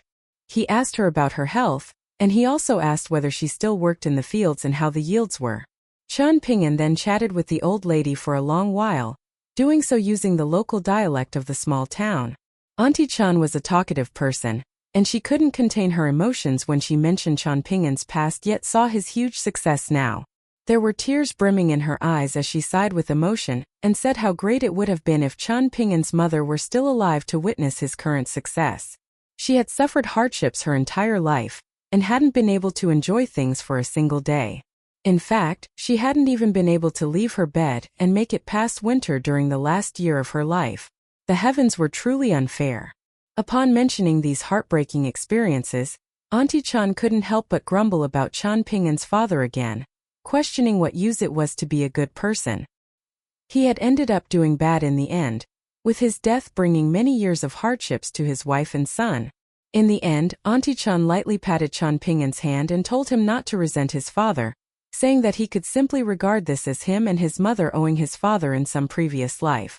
As such, it was a good thing that they returned the debt in this life so perhaps they could reunite and enjoy good fortune together in their next life. Qian Ping'an sat on a long bench and obediently accompanied Auntie Qian, listening to her ramblings as she held on to him with her dry and wrinkly hands. He didn't dare to talk back. Pei Qian carried a small stool over and sat nearby, quietly snacking on roasted seeds as she observed this slightly unfamiliar side of her master. Pei Qian was extremely quick at learning the dialects of each region, so she was fluent in the local dialect of Dragon Spring Prefecture, and was able to understand the casual conversation between Qian Ping'an and Auntie Qian. Her master appeared both sad and happy as he chatted with the old lady. There was something else that Pei Qian also found very strange. Her master was clearly a very strong person, and he would almost never be this respectful no matter who he came across. Yet it was as if he were listening to and agreeing with everything that Auntie Qian said, treating each and every word in a serious manner. Moreover, her master's mental state was very peaceful right now. In reality, Pei Qian was feeling incredibly aggrieved before Qian Ping'an descended the mountains and came to the Burklover shop. However, it wouldn't be good for Pei Qian to disturb her master if he wanted to practice fist techniques on Downtrodden Mountain. As such, she had lingered around the pastry shop, standing on a small stool and zoning out. She had been in low spirits the entire time, unable to summon any spirit or energy to roam around the streets like she had before. Pei Qian had become even angrier when she thought about those large white swans in the small town most likely bullying passers-by again. Pei Qian was in poor spirits because of the many rumors and remarks that she had heard in the small town several days ago. In reality, Pei Qian had also heard a few scattered rumors a few years ago. However, she had viewed herself as a member of the cultivation world back then, so she thought that she should show some more magnanimity and not punish them on the spot. Instead, she secretly recorded everything in a small notebook that she kept hidden at the very bottom of her small bamboo bookcase. This included what she heard, where and when she heard it, and which brat, bastard, or old lady had uttered the words. However, the rumors spread even more after her master returned to Downtrodden Mountain. Many useless and idle men didn't die from eating and lazing around too much, and there were also people the same age as Chen Ping'an as well as some gossiping women. These people often gathered near the corners of the streets to gossip and spread rumors together. They mostly gossiped about things that had happened in Clay Vase Alley in the past, and they also liked to speak condescendingly about Chen Ping'an's time as an apprentice in the Dragon Kills. They liked to joke about Chen Ping'an's tragic childhood, and this wasn't even the worst of what they talked about. There were even more repulsive topics of discussion, and these lowly people went as far as to fabricate rumors about her master's friend, Lu Xianyang, his neighbor Song Jisun and maidservant Ji Gui, as well as Gu Kan and his widowed mother. In fact, they even fabricated rumors about big sister Ruan Xiu. For example, they claimed that it was only through buttering up to Ruan Xiu that Chen Ping'an had managed to reach his current wealth and status. They also claimed that he had an illicit relationship with Gu Kan's mother, and it was because of this that he always helped that widow. In addition, he always borrowed money from Song Jisun yet never repaid his debts. These were only a few of the many rumors. Pei Qian remembered them all, and each time she returned to the pastry shop, she would hide from Shiro to secretly take out her notebook from the bottom of her bamboo bookcase, gritting her teeth as she wrote and causing her calligraphy strokes to be forceful and thick. If it weren't for her master being at Downtrodden Mountain right now, she would have lashed out long ago regardless of whether the offenders were bratty little children or barb-tongued old ladies. Shiro noticed something wrong after a while, and she spoke to Pei Qian and said that there were definitely good people in the mortal world and cultivation world who could appreciate the goodness and fortune of other people. However, these kinds of people were a rare breed. It was much more common to come across people who would be nice and agreeable in person, yet rude and gossipy behind other people's backs. However, Pei Qian had immediately retorted her by saying, "It doesn't matter if they talk bad about me, but they're not allowed to talk bad about my master." Shiro found this quite troublesome, and she was truly afraid that Pei Qian would lose her cool and go overboard one day, injuring someone in the process. Thus, Shiro had wanted to mention this matter to Chen Ping'an when he visited his shops this time. However, Pei Qian was sticking to her master like glue, so Shiro was yet to find an opportunity to say anything. After Pei Qian saw her master today and listened to the slightly annoying recollections of Auntie Chan, her mood suddenly changed for the better. She was still angry and aggrieved, but not as much as before. This was especially the case when Pei Qian recalled something from the past. One year, she had helped her master pay respects at his parents' tomb, and when walking back to the small town, she had encountered an old lady climbing up the mountain. Upon looking back, Pei Qian had seen the old lady seemingly standing in front of the tombs of Chen Ping'an's parents, bending down to offer them a plate of sticky rice cakes and smoked tofu. Pei Qian cracked a grin as she continued to snack on her roasted seeds. She wouldn't tell her master about the terrible rumors. Also, she would smile more in the future when she saw this old lady who even her master had to refer to as Auntie Chan. After leaving the Berklover shop, Chen Ping'an didn't immediately bring Pei Qian back to the pastry shop. Instead, he started to walk around the streets with her, climbing up the steps that stretched along Dragon Riding Alley. They then took a few turns, passing through several streets and alleys as they made their way to Lu Xianyang's ancestral residence. After opening the door, Chen Ping'an grabbed a broom and started to clean. Pei Qian was quite familiar with this place because Chen Ping'an had given her a string of keys when parting ways at Red Candle Town back then. Among these keys was a key to Lu Xianying's residence. Thus, she and the little girl in pink would occasionally come over here to clean together. When parting ways that time, Chen Ping'an had especially warned her not to touch the items inside the house. Pei Qian had felt slightly sad at the time, and she had asked the little girl in pink whether their master had given her the same warning. The little girl in pink had hesitated for a moment, and Pei Qian immediately knew that the answer was no. Upon realizing this, she had squatted down on the steps in melancholy for a very long time. The little girl in pink had been forced to clean by herself, and Pei Qian had made up an excuse and said that she was destined to be tired after flipping through the almanac and looking at the forecast. Today was different, however, with her master actively cleaning the house. She knew that she was full of energy without needing to consult the almanac at all. She ran over to the kitchen and grabbed a bucket and a towel, and she scooped up some water from the water vat that wasn't completely empty yet. She helped wipe the tables, chairs, and windows, and Chen Ping'an smiled and told her many stories during this process.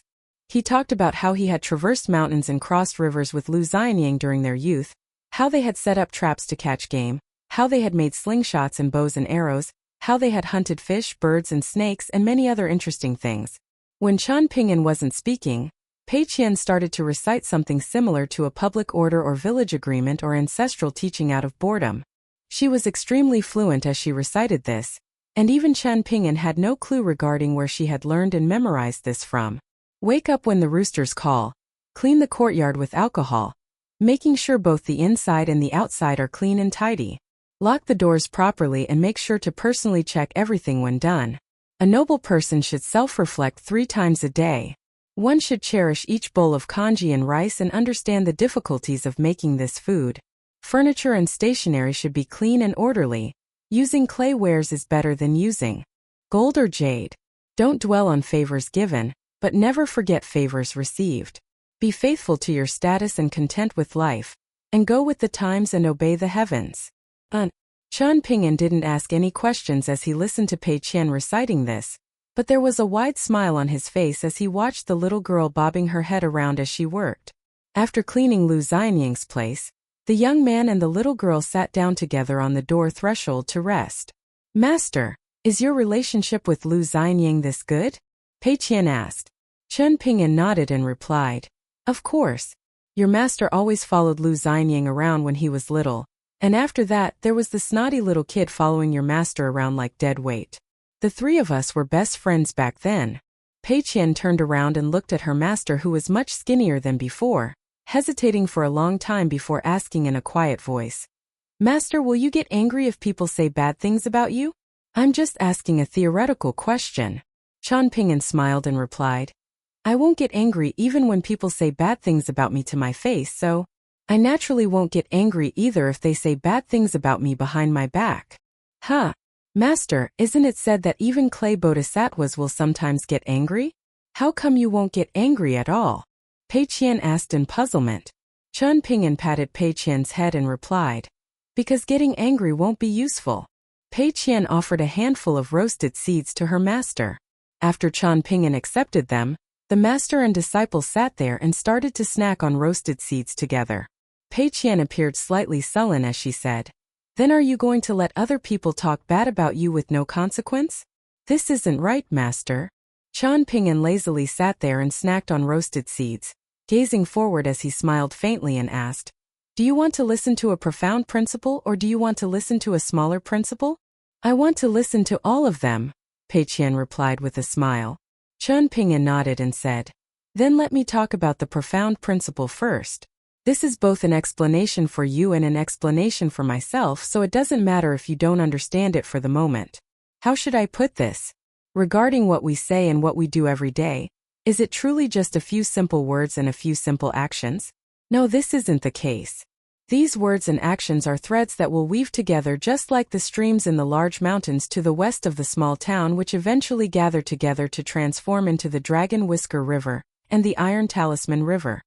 This river is the most fundamental foundation of each person, and it's a critical vein that's hidden in our hearts. This is a vein that will determine a person's most important occasions and emotions. This vein is like a river that can house many fish, crustaceans, plants, and rocks. However, there are also times when this river will run dry, just as there will be times when the river causes floods. These occasions are difficult to predict because more often than not, we're unable to understand why these changes are taking place. The essay that you recited just then mentioned noble people performing self-reflections 3 times a day. In reality, the Confucian sect has another saying that tells one to show self-restraint and adhere to etiquette. When I was reading the notes of literati afterward, I learned that a great Confucian scholar who had the title of flawless individual in the parasol leaf continent especially made a plaque and wrote 2 characters on it, curbing fury. If one manages to achieve this, then I surmise that one's mental state will no longer be plagued by towering floodwaters that crash into bridges and spill over levees, flooding the paths on both sides of the river. And what's the smaller principle? Pei Qian asked. Chan Ping'an smiled and continued. The small principle is even simpler. When a person is poor, they'll have no option but to endure and put up with it when others speak badly about them. They'll have no way to retaliate even if their bones are broken by other people. If a person is wealthy and enjoying a good life, however, are other people not allowed to feel envious and speak in a jealous manner? When they all return home, the wealthy person's ancestral blessings won't be reduced by a single bit because of the other people's rude remarks. On the other hand, the poor and jealous people might indeed lose some of their hidden virtue because of their speech and actions, making their situation even worse. With this in mind, do you no longer feel angry anymore? Pei Qian crossed her arms and furrowed her brows, trying her best to mull over this small principle. In the end she nodded and said, I don't feel so angry anymore. However, I do still feel a little angry. Chan Ping'an smiled and said, being angry is a normal emotion for people. However, it's very good that your anger didn't lead you to rely on your strength to beat other people up, and use a greater wrong to punish someone else's lesser wrong. Master, I didn't hit anyone even after listening to so many terrible remarks. I didn't hit a single person, Pei Qian announced happily. Chan Ping'an nodded and said, then Master will reward you with some praise.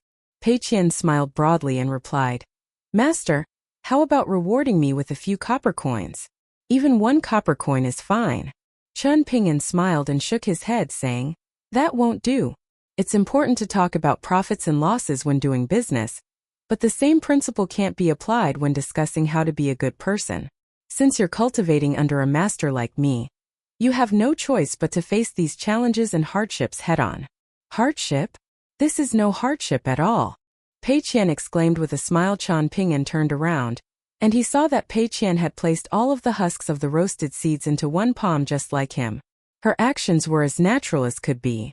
Chan Ping'an poured the seed husks from his hand into Pei Qian's hand, saying, there will eventually come a day when you come across people who will point at you and make comments if you casually throw some seed husks onto the ground of a small alley.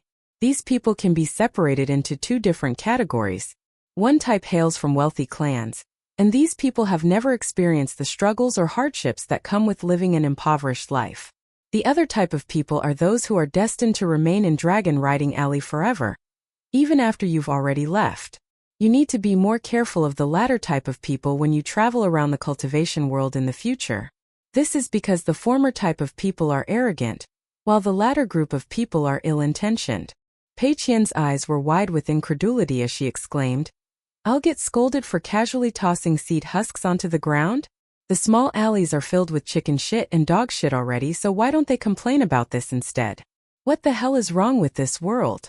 Chan Ping'an didn't mention the 2 more extreme possibilities. For example, the moral shortcomings of sages and the good deeds occasionally performed by incredibly vile people. It was still too early to mention these matters to Pei Qian. These matters were too profound, and mentioning them wouldn't make Pei Qian a better and more reasonable person. Rather, these matters would become things that weighed down on her little shoulders. In any case, Chan Ping'an didn't want Pei Qian to become the second him.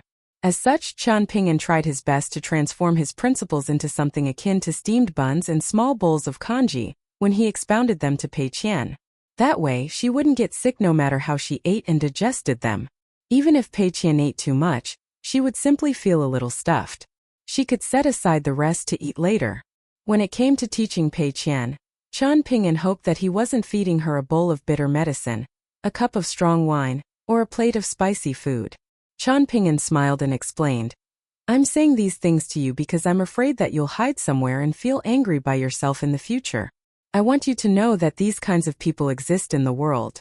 Moreover, these people whom you don't necessarily like might do things in a way you dislike in some aspects, yet they'll do things in a way even better than you in other aspects. With this in mind, we should try our best to gain a deeper understanding of the world. Pei Qian scratched her head and said, Master, my brain hurts. Chen Ping'an patted her head and replied, It's okay as long as you roughly understand these principles. You can look more and think more when you travel around the cultivation world by yourself in the future.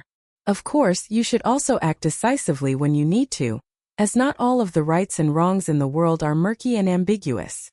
Master, will you refuse to buy a small donkey for me if I fail to make it very far in the cultivation world in the future? Pei Qian asked in a timid voice. Of course not, Chen Ping'an replied with a smile. Pei Qian finally felt at ease after hearing this. This was good news. She could still make it back to Downtrodden Mountain in time for dinner. How far are you planning to travel on your first journey through the cultivation world? Chen Ping'an suddenly asked. Pei Qian's eyes darted around as if she were facing a formidable enemy, yet she couldn't come up with a good answer no matter what. However, she wasn't willing to lie to her master either, so she ended up appearing slightly flustered. You should at least make it as far as Red Candle Town, right? Chen Ping'an asked in exasperation. Pei Qian felt as if a huge weight had been lifted off her shoulders. Thank heavens her master hadn't asked her to travel to the Yellow Court Nation, the capital of the Great Li Empire, or some other faraway place. That's no problem at all. I'll make sure to bring enough dry rations and roasted seeds, she promised loudly. Chen Ping'an immediately replied with a knuckle to her forehead. Pei Qian endured the pain, and she didn't forget to clench her fists lest the husks of the roasted seeds fall to the ground. Chen Ping'an stood up and locked the door of Lu Xianyang's residence, after which he left the alley together with Pei Qian. He casually picked up a stick from the side of the street. When there was no one around, Chen Ping'an smiled and asked Pei Qian to create a rain of flowers. Pei Qian nodded earnestly, clutching the seed husks in her hands as she exclaimed, Then I'm going to toss them up now, master. Chen Ping'an clasped one hand behind his back and held the stick with his other hand as he nodded in reply. Giving a soft shout, Pei Qian tossed the seed husks high into the air. Chen Ping'an didn't move, nor did the stick in his hand move. Instead, only the sleeves and hems of his azure robe fluttered slightly even though there was no wind. Chen Ping'an strode forward, instantly leaving an azure afterimage in his wake. After being struck by the sword tip, the seed husks in the air rapidly exploded one after another. When Chen Ping'an stood still again, what Pei Qian saw was countless afterimages of her master unleashing sword strikes within a radius of 3 meters. Pei Qian struck her palm with her fist, praising loudly, Master, your peerless sword technique truly astonishes the heavens and terrifies fiends and ghosts. It's even stronger than my deranged demon sword technique. Impressive. Absolutely impressive. Chen Ping'an threw away the stick and replied with a smile, That was your deranged demon sword technique. Pei Qian blinked and asked, It's possible to not hit yourself with the deranged demon sword technique? Chen Ping'an couldn't help but chuckle, and after thinking for a moment, he couldn't resist the urge to tease Pei Qian by saying, Watch carefully, there's one more move.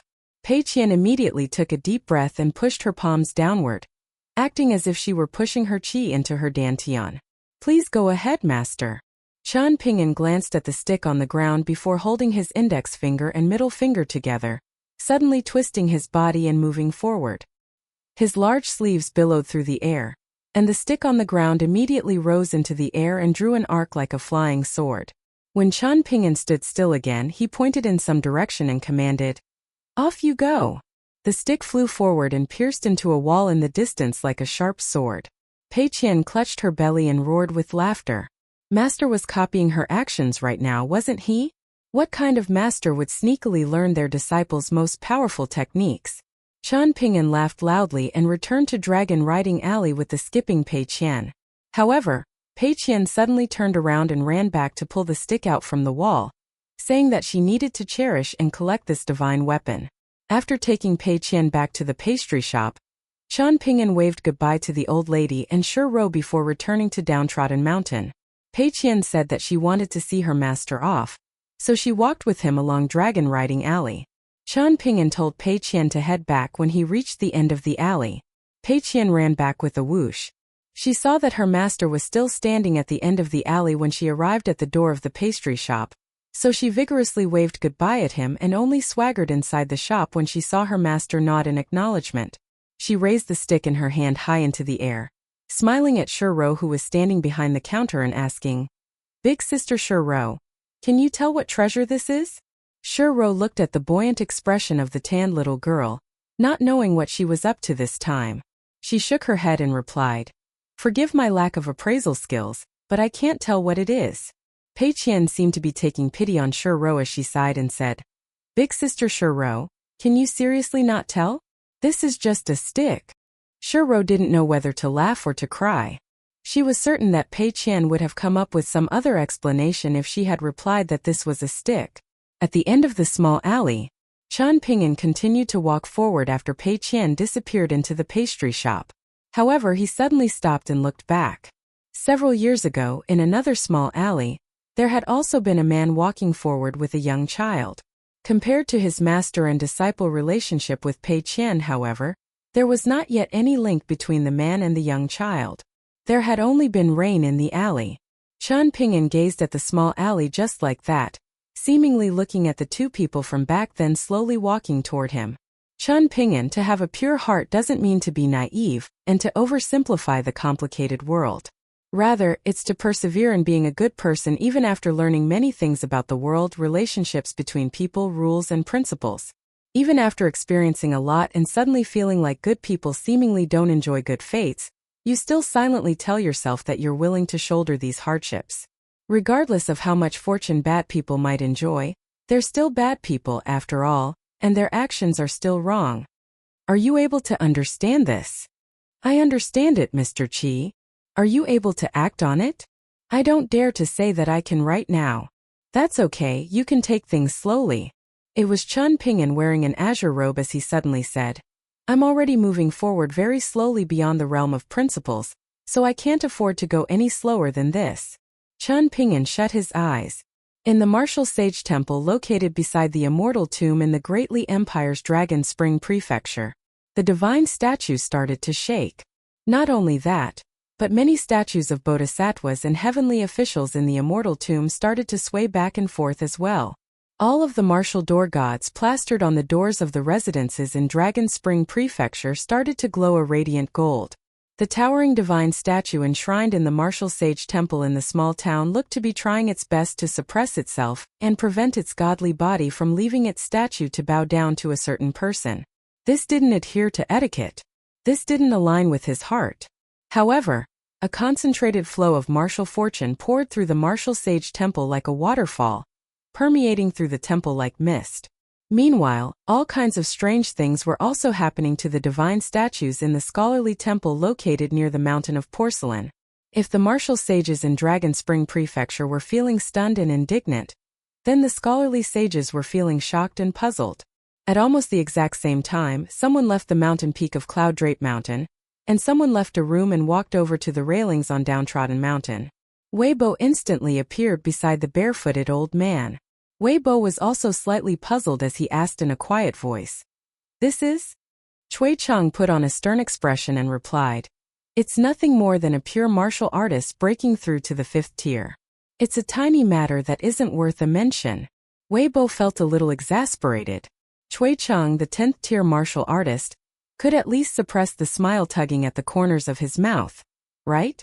Cui Cheng's expression suddenly became serious as he murmured to himself, "Young lad, don't be afraid to cause a scene regardless of whether you're a martial artist or a sword cultivator. You should have the confidence and poise to achieve this no matter what, right?" Weibo felt a slight headache. Cui Cheng frowned and said, "What are you zoning out for? Hurry up and help conceal his aura." Weibo hurriedly flicked his sleeve and started to channel the fortune of the mountains and rivers.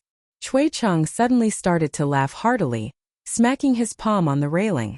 Weibo also heard the murmurings at the end of Dragon Riding Alley, and this rendered him dazed and speechless. Was this still the Chen Ping'an that he knew? At the end of the small alley, Sword Immortal, the sword on Chen Ping'an's back, had already left its scabbard by itself, with its tip touching the ground as if it were standing upright beside Chen Ping'an. Chen Ping'an placed his hand on the sword hilt after opening his eyes, and he gazed into the distance and said with a faint smile, "It's up to me whether I want this martial fortune or not, so it's naturally unacceptable for it not to come over." With a single thought, Chen Ping'an summoned Sword Immortal back to its scabbard. When Chen Ping'an finished speaking, near the immortal tomb, a radiant white light as thick as a well-opening rose from the martial sage temple and flew toward Chen Ping'an. During this process, several more slender rays of light rose from other areas and merged together in the sky. Over at the end of the alley, Chen Ping'an decided to advance rather than retreat, and he slowly walked back to Dragon Riding Alley and used a single hand to catch the thick column of radiant white light, absorbing everything that came his way. In the end, Chen Ping'an rubbed his hands together and formed a glowing flood dragon jewel. When the bright and crystalline jewel formed, Chen Ping'an had already reached the entrance of the pastry shop. As if being suppressed by a divine might, Shi Ro was squatting on the floor and trembling. Meanwhile, only Pei Qian was dazedly standing in the shop feeling completely puzzled about what was happening. Chen Ping'an walked inside, holding the bright and slowly spinning jewel in his palm as he walked in front of Pei Qian. He then bent down and said with a smile, "Here, take it." Pei Qian held out her two hands. Her eyes were as radiant as the sun and moon competing for glory in blessed lands and mystical realms. The jewel formed from martial fortune disappeared in a flash once Chen Ping'an placed it in Pei Qian's hands. Heaven and earth fell silent again.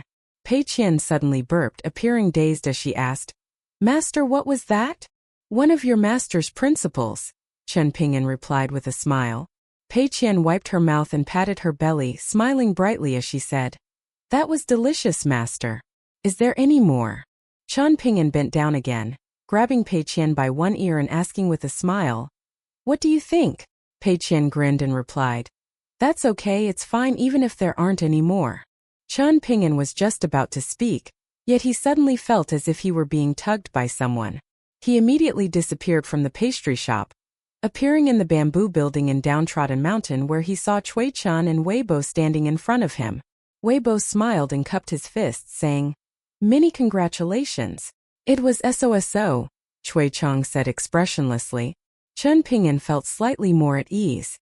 By the looks of it, he could indeed set off for the colorful garment nation and the water combing nation now. If he traveled over now, he would be just in time to eat the old grandma's stir-fried pork with bamboo shoots and invite Senior Song to enjoy some hot pot together. However, Chen Ping'an wasn't able to feel happy for long before Cui Chan turned around and walked inside the bamboo building, saying, "Come inside and I'll show you a 6th-tier superior grandmaster, the scenery of the 10th tier. After that, you can treat your wounds and set off whenever you manage to climb out of bed and walk again." Weibo ran away without saying another word. He left behind Chen Ping'an, who felt a sense of grief well up from the bottom of his heart. In reality, Pei Qian didn't understand what had happened at all. Her master had mysteriously returned before mysteriously leaving again. She clasped her hands behind her back and walked over to the counter, looking at the female ghost who was still squatting there with her arms around her head. Pei Qian jumped onto the small stool, and feeling slightly bored, she retrieved a yellow paper talisman from her sleeve and slapped it onto her forehead. She then looked at Shi Ro again and remarked, "What a scaredy cat." Julien's courtyard was lively today in a rare turn of events. Weibo didn't leave Downtrodden Mountain, and he instead visited Julien to play Go with him. There were 2 exquisite Go stone containers on the table, and these containers were imperial wares that Chen Ping'an had purchased during his distant journey. He hadn't necessarily purchased these containers for a bargain price, but he had taken a fancy to them, so he decided to buy them anyway. Afterward, he gave them to Julien as a present after returning to Downtrodden Mountain. Weibo was extremely skilled at Go, so he often visited Julien to play Go with him. Julien had liked to watch Sui Yubian and Lu Baixiang playing Go with each other back then, pretending that he was semi-terrible at Go. In reality, however, his Go skills were quite extraordinary. This wasn't a case of Julien hiding his skills, but rather that he had never viewed Sui Yubian and Lu Baixiang as like-minded individuals walking the same path. Of course, it was very likely that they viewed Julien the same way. Even though Zheng Dafeng had suffered severe wounds to his physique and foundations at Old Dragon City, severing his path of martial Dao, his observation skills and instincts still remained. He surmised that this commotion was most likely caused by Chen Ping'an, so he giddily ran over from the foot of the mountain. The little boy in azure and the little girl in pink stood to the side and spectated the game of Go, with the former giving random and haphazard suggestions to the old cook. Julien didn't care about victory or defeat at all, so he genuinely listened to these suggestions and placed his Go stones accordingly.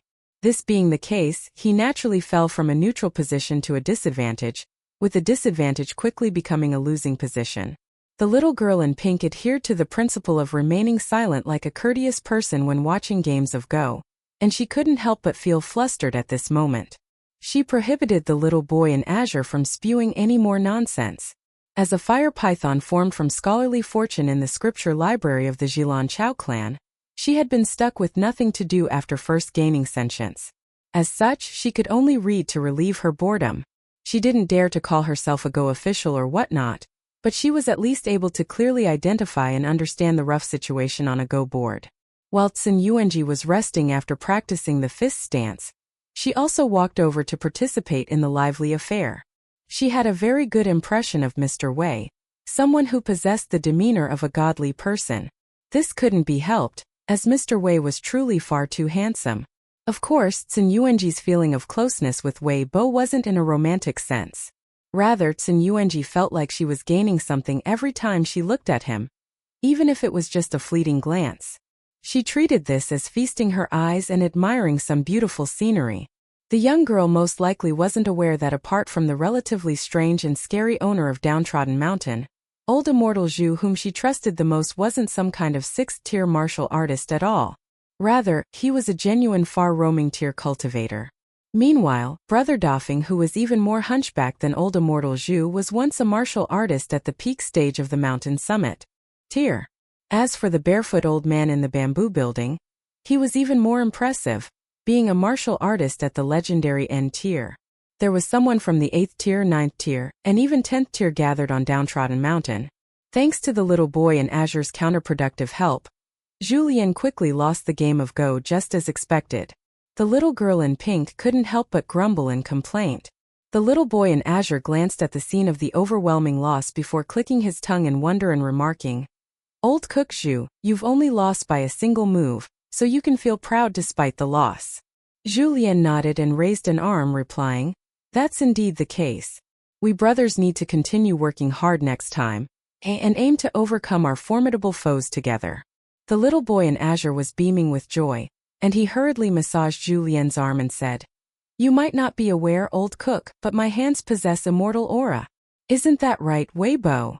Thinking back to all those years ago, he had patted Branchmaster Lu Chen's shoulders with his two hands.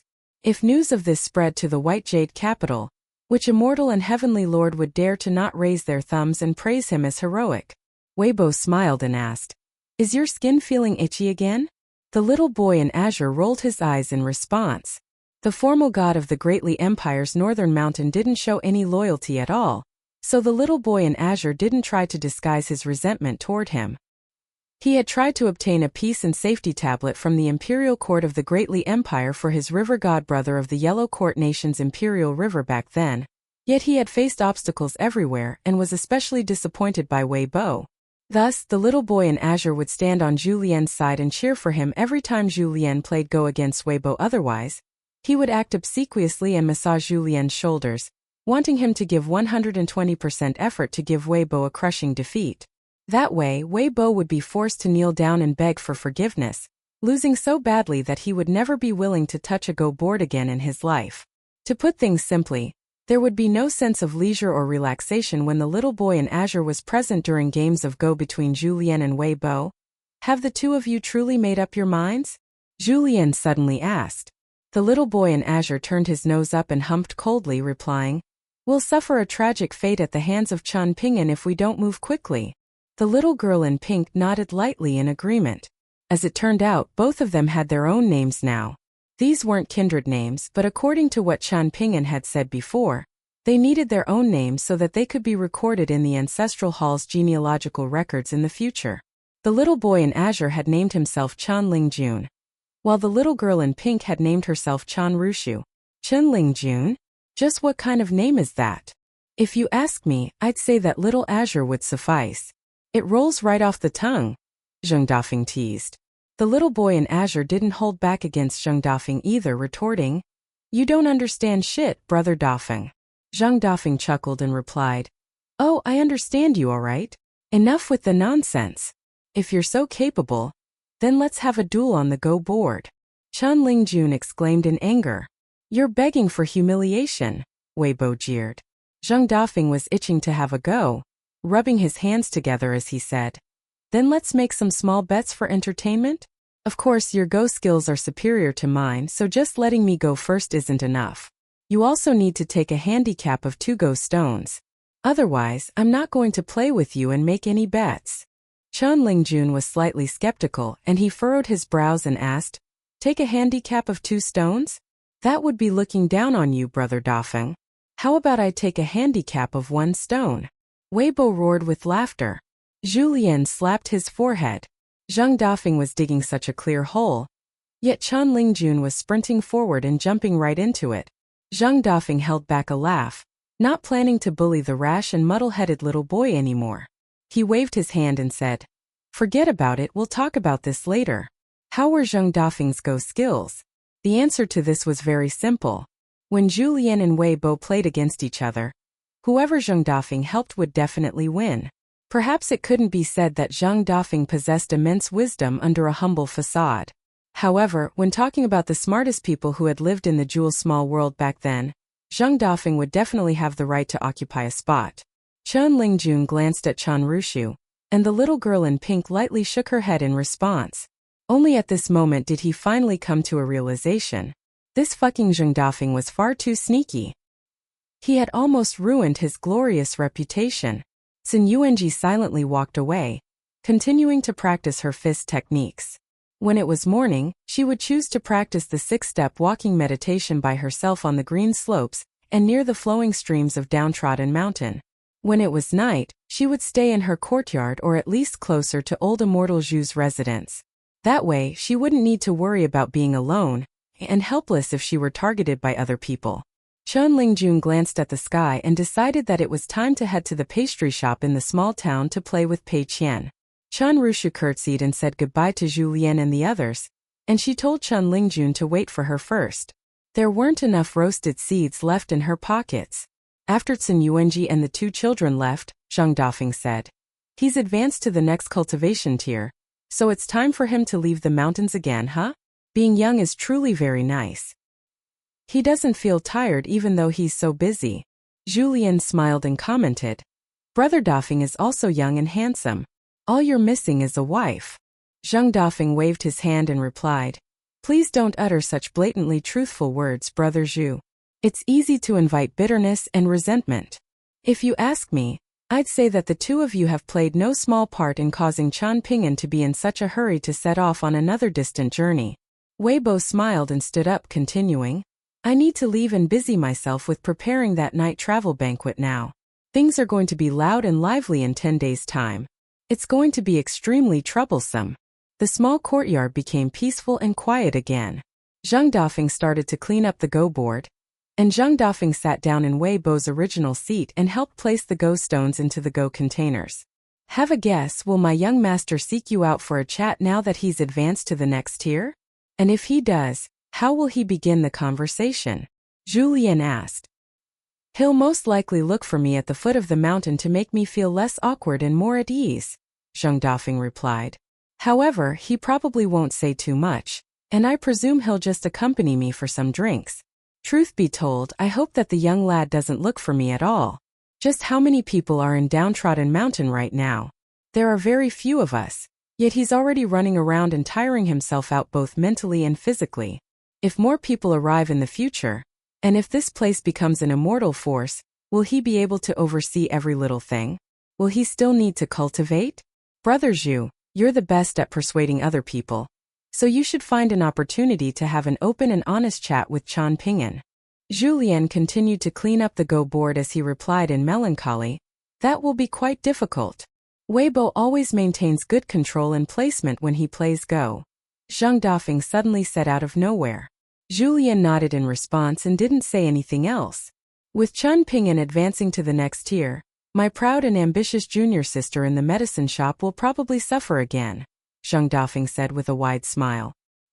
He was taking great pleasure in her misfortune. Xin Yuanji won't fare much better. Julien smiled and said with a hint of disappointment in his voice.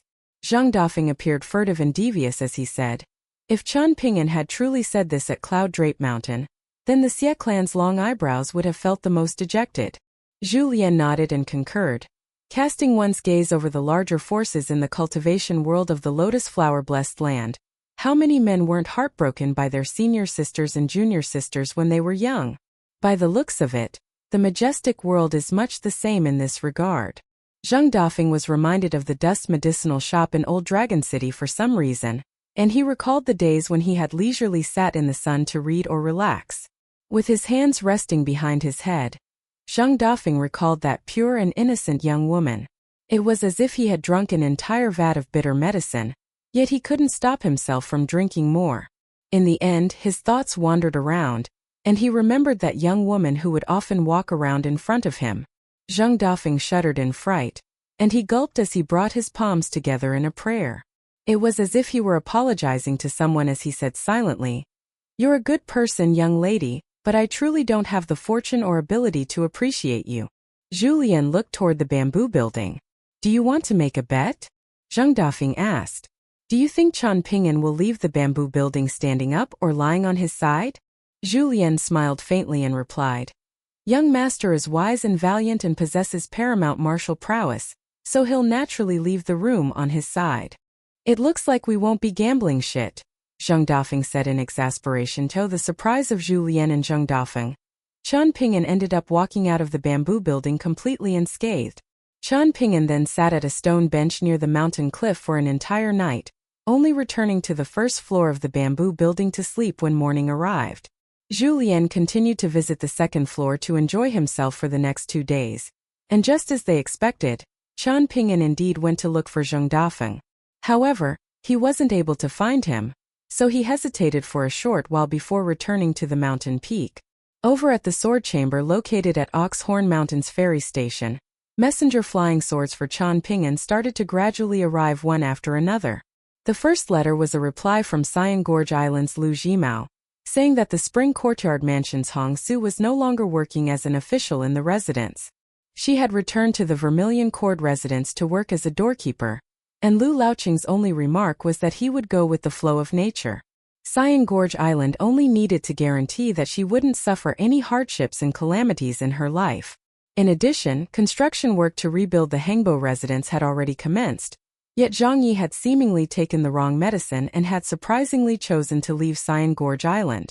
He had only asked Lu Jimao for a low-level guest Elder Jade tablet, as well as a secret immortal scripture, and one immortal treasure. Afterward, he ran off to the small and unknown force located on descending Falcon Mountain, concealing his true identity and becoming a guest elder. At the end of the letter, Lu Jimao offered Chen Ping'an 2 choices. He had promised Chen Ping'an abundant gifts if he managed to make it through this difficult time safely, so Chen Ping'an could either wait for him to instruct his subordinates to deliver these abundant gifts to Dragon Spring Prefecture, or he could directly wipe off the debts that he owed Cyan Gorge Island for the 2 transactions that he had made with the secret chamber. Chen Ping'an gave a very simple and concise reply using a messenger flying sword. "The debts between us are clear. As for the fate of Whitefish Island's Tian Hujuan and the others, Chen Ping'an didn't ask about them at all." The second letter was from Bejeweled Hairpin Island's Lu Chongrun. She revealed a secret to Chen Ping'an, saying that the old woman at the Golden Courtier had only been forcefully holding on by a single breath. Her golden core had already decayed, and her heart had been tense for far too long. When the dust settled in Bamboo Scroll Lake, with Bejeweled Hairpin Island surprisingly obtaining many benefits instead of suffering calamity, the tense heartstrings of the old woman had finally relaxed. However, the extreme emotion swings from anxiety to delight caused the old woman to finally exhaust the last of her life force, and she eventually passed away this year at the beginning of autumn. Lu Chongrun was honest and frank in the letter, saying that the old woman had persuaded her not to squabble over the alchemical pills secretly stored in the Water Palace. Thus, she hoped to make a deal with Chen Ping'an. Bejeweled Hairpin Island wanted to copy the Lofty Jade Tablet sect and send some of its disciples to Dragon Spring Prefecture, a region located in the northernmost nation of the Great Li Empire. That way, they could distance themselves from trouble and cultivate in peace. Qian Ping'an could lease or sell some land to Bejeweled Hairpin Island, and Lu Chongrun said that she would find a way to pay no matter how much he charged. She definitely wouldn't pay him even 1 copper coin less. Qian Ping'an's reply was also very direct, and he said that he wouldn't sell any of his mountains. However, he was willing to lease them to Lu Chongrun. Of course, he would have most likely left Dragon Spring Prefecture already by the time she arrived, even if she made her way over immediately. After receiving this letter, as such, she could look for someone called Julian on Downtrodden Mountain to iron out the details. Gu Kan also sent Qian Ping'an a letter. He roughly reported Zhang Yi and Ma Dui's current cultivation progress, and he also gave an overview of the estimated expenses required for the first heavenly worship ceremony. He clearly detailed how many immortal coins were needed for each activity. Qian Ping'an wrote a reply letter and said that he would instruct someone to deliver the first sum of immortal coins to Bamboo Scroll Lake, so the 3 of them could be at ease and continue with their journey. In addition to this, Qian Ping'an couldn't help but give Gu Kan many reminders about some trivial matters. After finishing the letter, even Qian Ping'an felt like he was rambling on when he read over it again. This was completely in line with his previous position as the bookkeeper of Cyan Gorge Island. Qian Ping'an glanced at the bamboo bookcase in the corner of his room before heading off to Oxhorn Mountain to deliver the letters. Inside the bookcase was a charcoal basket that he had brought back from Bamboo Scroll Lake. There was also a letter from Guan Yiran, and the young man who was a direct descendant of the paramount Guan clan of the Great Li Empire jokingly said that he had asked half-city Dong Shuijing of Dragon Spring Prefecture to bring some of his homemade wine when visiting. This was rice wine that sold extremely well even in the faraway capital of the Great Li Empire. Apart from this, Dong Shuijing also needed to deliver some fine wine from Qian Ping'an. Otherwise, he wouldn't be welcome to visit. Qian Ping'an paid a visit to Cool Wind Mountain after receiving this letter, and he ate a large bowl of wontons at Dong Shuijing's shop before discussing this matter with him. Qian Ping'an said everything that he needed to say according to his pre-prepared mental outline, regardless of whether it was pleasant or unpleasant to the ear. Dong Shuijing listened carefully, not letting slip a single word. When he heard something that he felt was critical, he would also repeatedly reconfirm things with Qian Ping'an. This allowed Qian Ping'an to feel even more at ease, and he thought to himself whether he should also give a heads-up to those in Old Dragon City. It wouldn't hurt to mention these matters to the Fan clan and the Sun clan, and it was ultimately up to Dong Shuijing's ability whether he succeeded or not. After contemplating this for a moment, Qian Ping'an decided against it, thinking that these matters could be considered after Dong Shuijing met with Guan Yiran first. Delaying success for a short while wouldn't hurt. Qian Ping'an left Cool Wind Mountain and returned to Downtrodden Mountain, where he coincidentally saw Sun Yuanji walking along the mountain path and practicing walking meditation from a distance. Qian Ping'an didn't greet her, afraid that the young girl would overthink things even if he just waved and said hello. Sun Yuanji was seemingly looking straight ahead, yet she unexpectedly caught sight of the young mountain master out of the corners of her eyes. She breathed a sigh of relief when Qian Ping'an purposely ascended the mountain using another path, yet doing so interrupted her vague fist intent and caused it to dissipate. Qian Ping'an couldn't help but stop in his tracks, turning to her and saying in a gentle voice, "Miss Tsen, when practicing fist techniques and nurturing fist intent, it's a big taboo to sever the thread manifested by your breath of true qi." Sun Yuanji placed a hand behind her back, seemingly trying to conceal her shapely body as best as she could. However, she most likely felt action was far too obvious and might offend the young mountain master who couldn't control his eyes, so she slowly turned to her side and pursed her lips, not saying anything and not looking at Qian Ping'an. Qian Ping'an felt slightly helpless, and he could only turn around silently and continue to make his way up the mountain. After arriving outside the bamboo building and listening to the commotion inside, he knew that Julien was most likely attacking with his full strength, fighting a difficult uphill battle, and using his far-roaming tier combat power to challenge Cui Cheng's Vajrabadi tier combat power.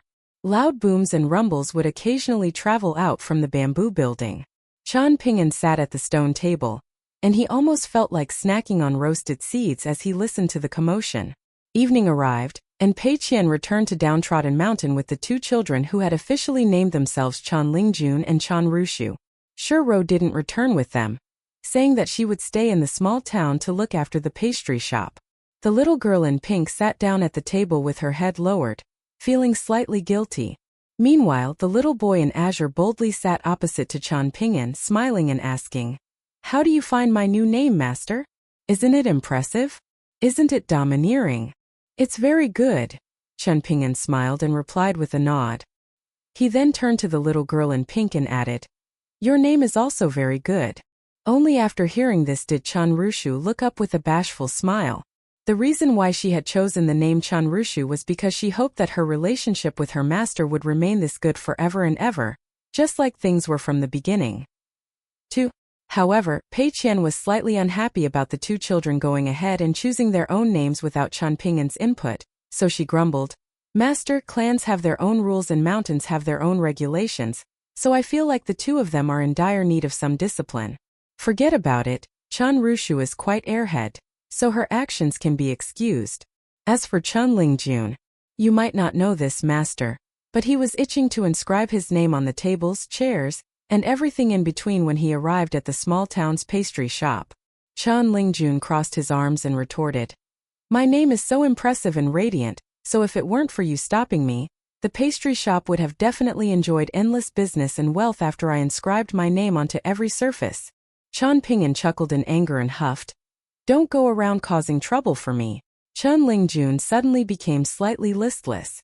Chen Pingyan thought for a moment and asked, "Are you feeling this way because some mountain gods and river gods from the Yellow Court Nation will also participate in this night travel banquet?" Chen Lingjun nodded in reply, spreading his arms apart as he lay down on the table. Chen Rushu wanted to say something, but she ultimately decided against it. In the end, she started to snack on roasted seeds with Pei Qian. "I'll give Weibo a heads up later. You can go to Cloud Drape Mountain and participate in the banquet with him," Chen Pingyan said. Chen Lingjun looked up, a dazed expression on his face as he asked, "Why are you wasting your goodwill with him just? It will only be a facade even if I pretend to be mighty and heroic at the banquet, and I'll immediately be exposed once someone asks me to do something for them." Chen Pingyan smiled faintly and replied, "People in the mountains naturally have their own ingenious plans. You can enjoy the limelight without needing to worry about anything. Just drink wine and have fun. You're not trying to trick me?" Chen Lingjun asked in a slightly skeptical voice. Chen Pingyan reached over and grabbed a handful of roasted seeds, replying, "You can refuse if you don't believe me." Chen Lingjun immediately jumped up and ran behind Chen Lingjun, grinning widely as he asked, "Master, are your shoulders sore?" "My shoulders aren't sore, but my head does indeed hurt," Chen Pingyan replied. The little boy in azure huffed and retracted his hands. He felt a rare sense of embarrassment, so he made up some random excuse before leaving to muck around with the black python. He claimed that he was patrolling the new mountains for his master. Pei Qian glanced at the disappearing figure of the little boy in azure and sighed. "He just won't grow up." A smile tugged at the corners of Chen Rushu's lips, yet she immediately tensed up in fright when Pei Qian shot a glare in her direction. Chen Pingyan smiled and asked, "Whose idea was it to take the surname Chen?" Chen Rushu pointed in the direction that Chen Lingjun had left and replied, "It was his idea." Chen Pingyan was slightly surprised. Chen Rushu smiled and asked, "Master, what were you initially planning to name us? Can you say?" Pei Qian immediately interjected and said, "Easy done. Your name was Little Airhead, and his name was Big Idiot." Chen Pingyan flicked a roasted seed, accurately striking Pei Qian's forehead.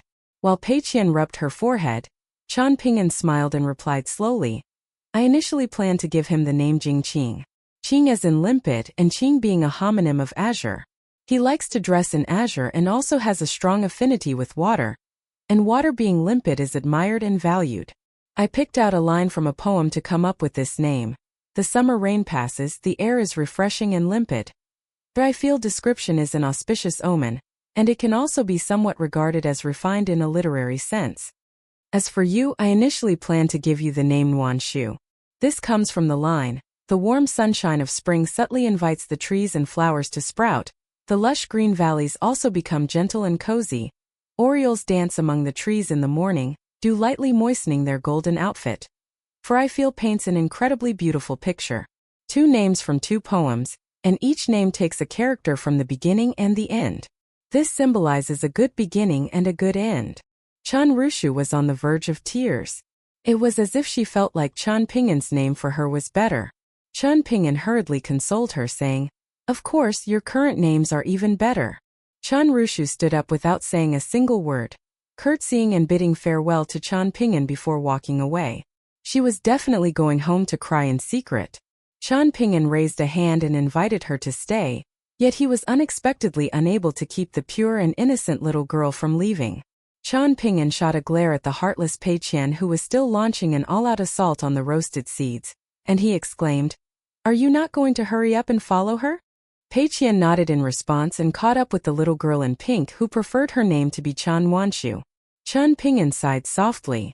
If he had known earlier, he wouldn't have shown off his pitiful literary skills and caused all this trouble. Chen Ping'an clapped his hands and stood up, preparing to pay a visit to Cloud Drape Mountain. He was going to discuss Chen Lingjuan's matters with Wei Bo, and he naturally needed to show some sincerity since he was asking a favor of the mountain god.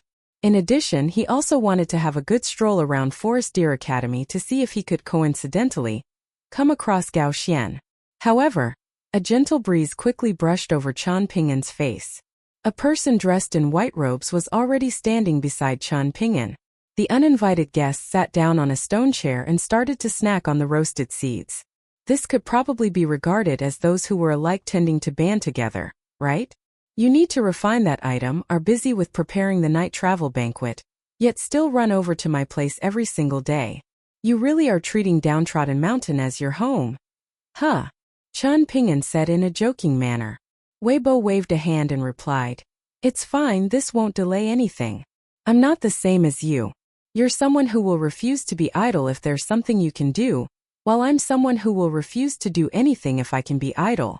Before Chen Ping'an could say anything, Wei Bo said, "You can leave Chen Lingjuan's matter with me." "Thank you," Chen Ping'an replied. There was an amused smile on Wei Bo's face. "I'm just showing you some politeness and courtesy," Chen Ping'an said with a smile. "When are you leaving?" Wei Bo asked. "I genuinely can't delay things any longer. I'll have to miss the night travel banquet," Chen Ping'an replied in slight disappointment. "That's okay, I'll host the banquet once every 10 years, Wei Bo said calmly.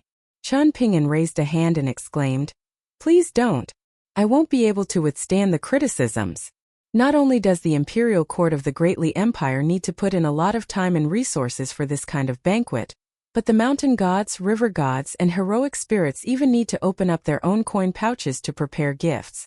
If news of your suggestion gets out, I definitely won't be able to stay in Dragon Spring Prefecture in the future." Wei Bo shook his head and reassured, "This won't have much to do with you." Chen Ping'an looked at Wei Bo. Wei Bo nodded slightly. Chen Ping'an didn't say anything else. This was because Wei Bo's response signified that he could successfully refine that colored glaze golden body fragment within 10 years. Taking advantage of this opportunity, Wei Bo could potentially advance to the upper 5 tiers.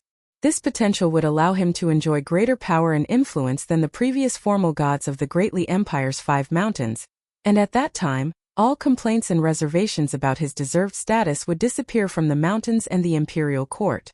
Formal gods of mountains ruling over their jurisdiction were similar to sages overseeing a small world. They would enjoy a boost of 1 cultivation tier. If Wei Bo genuinely advanced to the unpolished jade tier, the significance would be immense, and the consequences would be far-reaching and immeasurable. Apart from that incredibly rare colored glaze golden body fragment, Chen Ping'an felt like it was also of critical importance whether Wei Bo could untie the knot in his heart or find something new to look forward to. Wei Bo stood up and said, "Thank you, Chen Ping'an." Before Chen Ping'an could say anything, Wei Bo smiled and added, "I'm just showing you some politeness and courtesy." He disappeared in a flash after saying this. Chen Ping'an looked up at the sky, where the day had already turned into night. Escaping to the tranquil mountains often, the moon and stars naturally arrive with night. 5. This encapsulated the divine and carefree aura of Wei Bo. As if everyone had made an agreement with each other, Downtrodden Mountain saw a stream of visitors over the next few days. They were all cultivators from the nearby mountains and immortal forces, and they were either staying in their mountains to cultivate or staying in this region to facilitate easier communication with the Great Li Empire. Most of these cultivators were Golden Core Tier Earth immortals, and even the weakest cultivators were still at the Dragon Gate tier. Chen Ping'an didn't dare to say that he was flawless when hosting guests and discussing matters with them, but he was at least able to avoid making any big mistakes. Afterward, however, there arrived two groups of visitors that Chen Ping'an hadn't expected at all. They were familiar faces, and they could be regarded as friends of Chen Ping'an. The two groups of visitors had come from the north and the south. One group came from the capital of the Great Li Empire, and the group consisted of a master and his two disciples. They found the pastry shop, and it was coincidentally being managed by Shi Rou when they arrived. Both sides were alert and on guard against each other, and after feeling each other out, Shi Rou returned to Downtrodden Mountain to inform Chen Ping'an of the situation. Chen Ping'an immediately went to the small town with Shi Rou, and they were, of course, followed by Pei Qian. After they arrived at the pastry shop on Dragon Riding Alley, the master and his two disciples were almost unable to recognize Chen Ping'an. In contrast, Chen Ping'an was able to recognize them at a single glance. Just like before, the blind old Taoist priest was still carrying on his back the peachwood sword that he had crafted himself and wearing on his waist a string of silver bells. His Taoist robes were aged, and he was still walking around in straw sandals. With this kind of appearance, it was obviously very difficult for the blind old Taoist priest to get any business. The blind old Taoist priest's Tao title was Xianguzi, and he was familiar with some lightning element techniques. He was traveling around the world with two disciples that he had picked up, and during his first encounter with Chen Ping'an, he had failed to obtain any benefits from the female ghost in the wedding dress and almost died by her hands instead. It could be said that Xianguzi and his two disciples had once overcome adversity with Chen Ping'an. When bidding farewell to each other back then, Xianguzi had given Chen Ping'an the mountain scouring album that had been passed down by his seniors, and Chen Ping'an had given the lame young boy carrying the banner a snake gall pebble. The round-faced little girl with the nickname Jor was special in the sense that her blood could be used as talisman spring water, something extremely rare in the talismanic branch. However, this also meant that her face was always slightly pale. The little lame lad had already grown up to become a sturdy young man, while little Jor had also grown quite a bit taller. Her round face had also become slightly sharper and a healthier shade of pink, and she was already a lithe young girl. The last time Chen Ping'an visited Li Baoping at Mountain Cliff Academy, the young girl had mentioned Jor and said that she missed her a lot. Back then, the little girl wearing the bright red jacket had gotten along very well with little Jor. The lame young man and Jor didn't dare to greet Chen Ping'an. They weren't sure if this was actually him. One reason was because their previous encounter had been approximately 7 years ago, and Chen Ping'an had transformed from a young boy wearing straw sandals and clearing the path with a machete to a young man dressed in azure robes and carrying a sword on his back. Another reason was that Chen Ping'an still appeared slightly emaciated even though he was able to rest well and keep healthy at Downtrodden Mountain. However, his cheeks were no longer as terrifyingly sunken as they had been at Bamboo Scroll Lake, or else Xianguzi's two disciples would have been even more reluctant to greet him as Chen Ping'an. In any case, they eventually managed to confirm that he was indeed Chen Ping'an. Xianguzi was extremely delighted, and Chen Ping'an smiled and asked them whether they had eaten yet. Hearing that they hadn't, Chen Ping'an immediately brought them to one of the busiest restaurants in the small town. After sitting down, the old Taoist priest took a sip of wine before stroking his beard and asking with a smile, "Young Master Chen, why isn't Miss Ruan looking after the store anymore?" When parting ways back then, Chen Ping'an had told them that they could look for Ruan Xiu in Dragon Riding Alley when they visited the small town. However, Xianguzi hadn't entertained the thought of settling down in the small town back then, so he had eventually left for the capital of the Great Li Empire, hoping to take a gamble and achieve big success and obtain immense wealth there. However, the measly cultivation bases of the Taoist priest and his two disciples paled significantly in comparison to the talented individuals residing in the capital. Xianguzi hadn't been willing to reveal Jior's talent and background either, so this had further sealed their fate and left them with little success in the capital. They had only earned a few thousand taels of mortal gold and silver after toiling away for the past few years. This was naturally a huge amount of wealth compared to ordinary families in the capital, but it was nothing more than a measly few snowflake coins in the eyes of cultivators. And what could a few snowflake coins do? This had truly been a deflating experience. Afterward, Xianguzi heard some scattered pieces of news about Dragon Spring Prefecture. Of course, he hadn't obtained these pieces of news via immortal inns or immortal reports. He couldn't afford to live in such inns or by such reports. Rather, he had caught a whiff of these small and scattered rumors that he didn't need to pay a single copper coin for. In the end, Xianguzi had pieced together the truth that had astounded both him and his two disciples. It was extremely likely that Ruan Xiu, the young girl looking after the shop and greeting guests back then, was actually the only daughter of sage Ruan Qiong. The old Taoist priest had initially been too embarrassed to return to the small town, and he hadn't exactly dared to either. After all, the lame young man had come from a questionable background. As such, he had wasted several more years in the capital. However, he was genuinely unable to toil away in the capital any longer, so he finally decided to return to Dragon Spring Prefecture to try his luck. His luck was quite good as it turned out, and he was actually able to come across Chen Ping'an again, the real owner of Downtrodden Mountain. However, the human heart was fluid like water, and this was nothing more than a lucky chance encounter. Xianguzi was also unable to say for sure whether staying in the completely transformed small town would truly bring him a bright and prosperous future.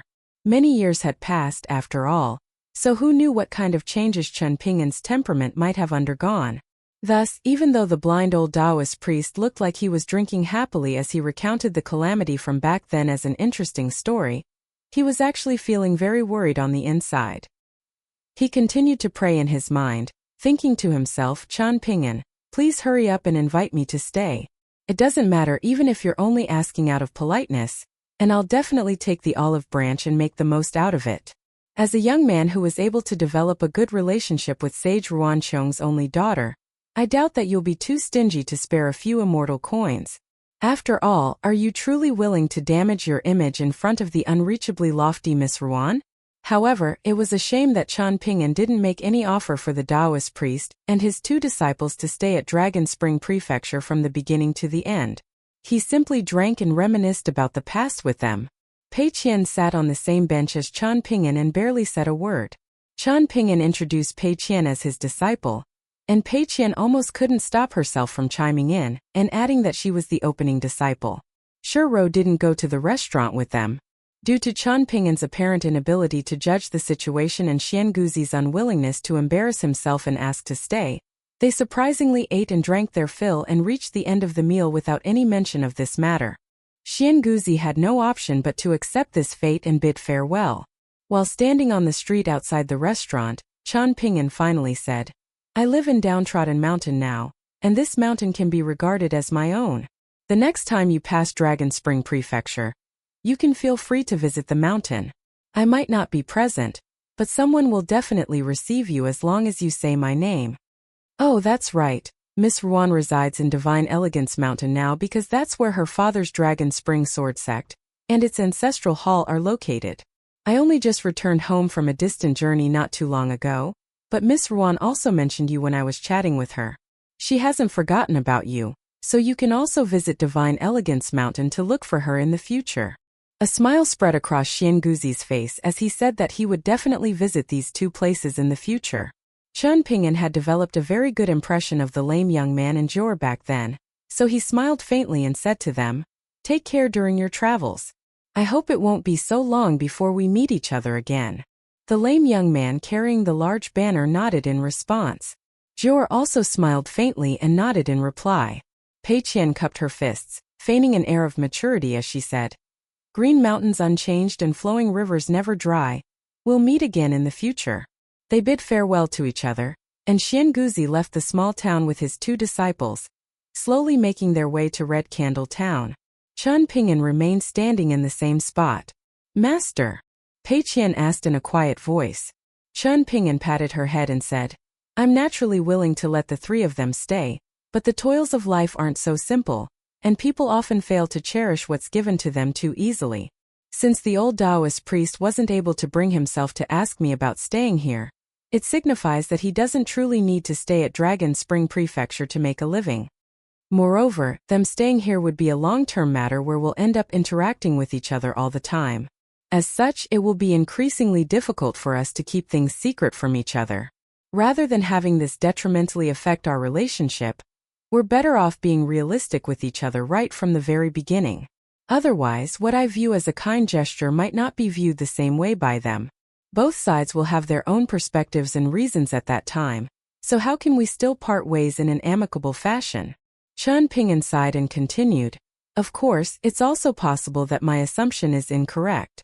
As such, I'll ask Weibo to keep an eye on the situation to see whether they truly have some unspeakable pains or are truly facing some insurmountable challenges, yet are unwilling to ask me for help because they don't want to cause trouble for me. If that's the case, then I'll ask you to invite them back to Dragon Spring Prefecture. Pei Qian nodded in response. Whether or not she understood her master's explanation wasn't very important, as her master would always be right anyway. However, she still felt slightly puzzled, so she asked, why did master purposely mention big sister Xiuxiu to them? Chen Ping'an smiled faintly and replied, because your master hoped that they would stay. Pei Qian was at a complete loss, and she was unable to untangle the complicated web of matters no matter how hard she racked her brain.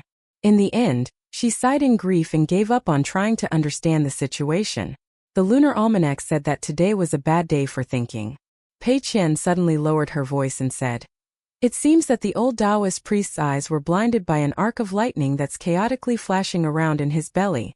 Chen Ping'an nodded and explained, lightning techniques are regarded as the mightiest of all techniques, but apart from the Divine Edict sect and a few other large immortal forces, all of the so-called 5 lightning righteous techniques passed down by the other forces in the Eastern Treasured Vile continent are nothing more than fragmented and unorthodox techniques. As a result, cultivating these techniques will lead to detrimental side effects and backlashes. As time goes on, this will either drain one's lifespan, fracture one's great Tao, or force one to take countermeasures and sacrifice one acupoint.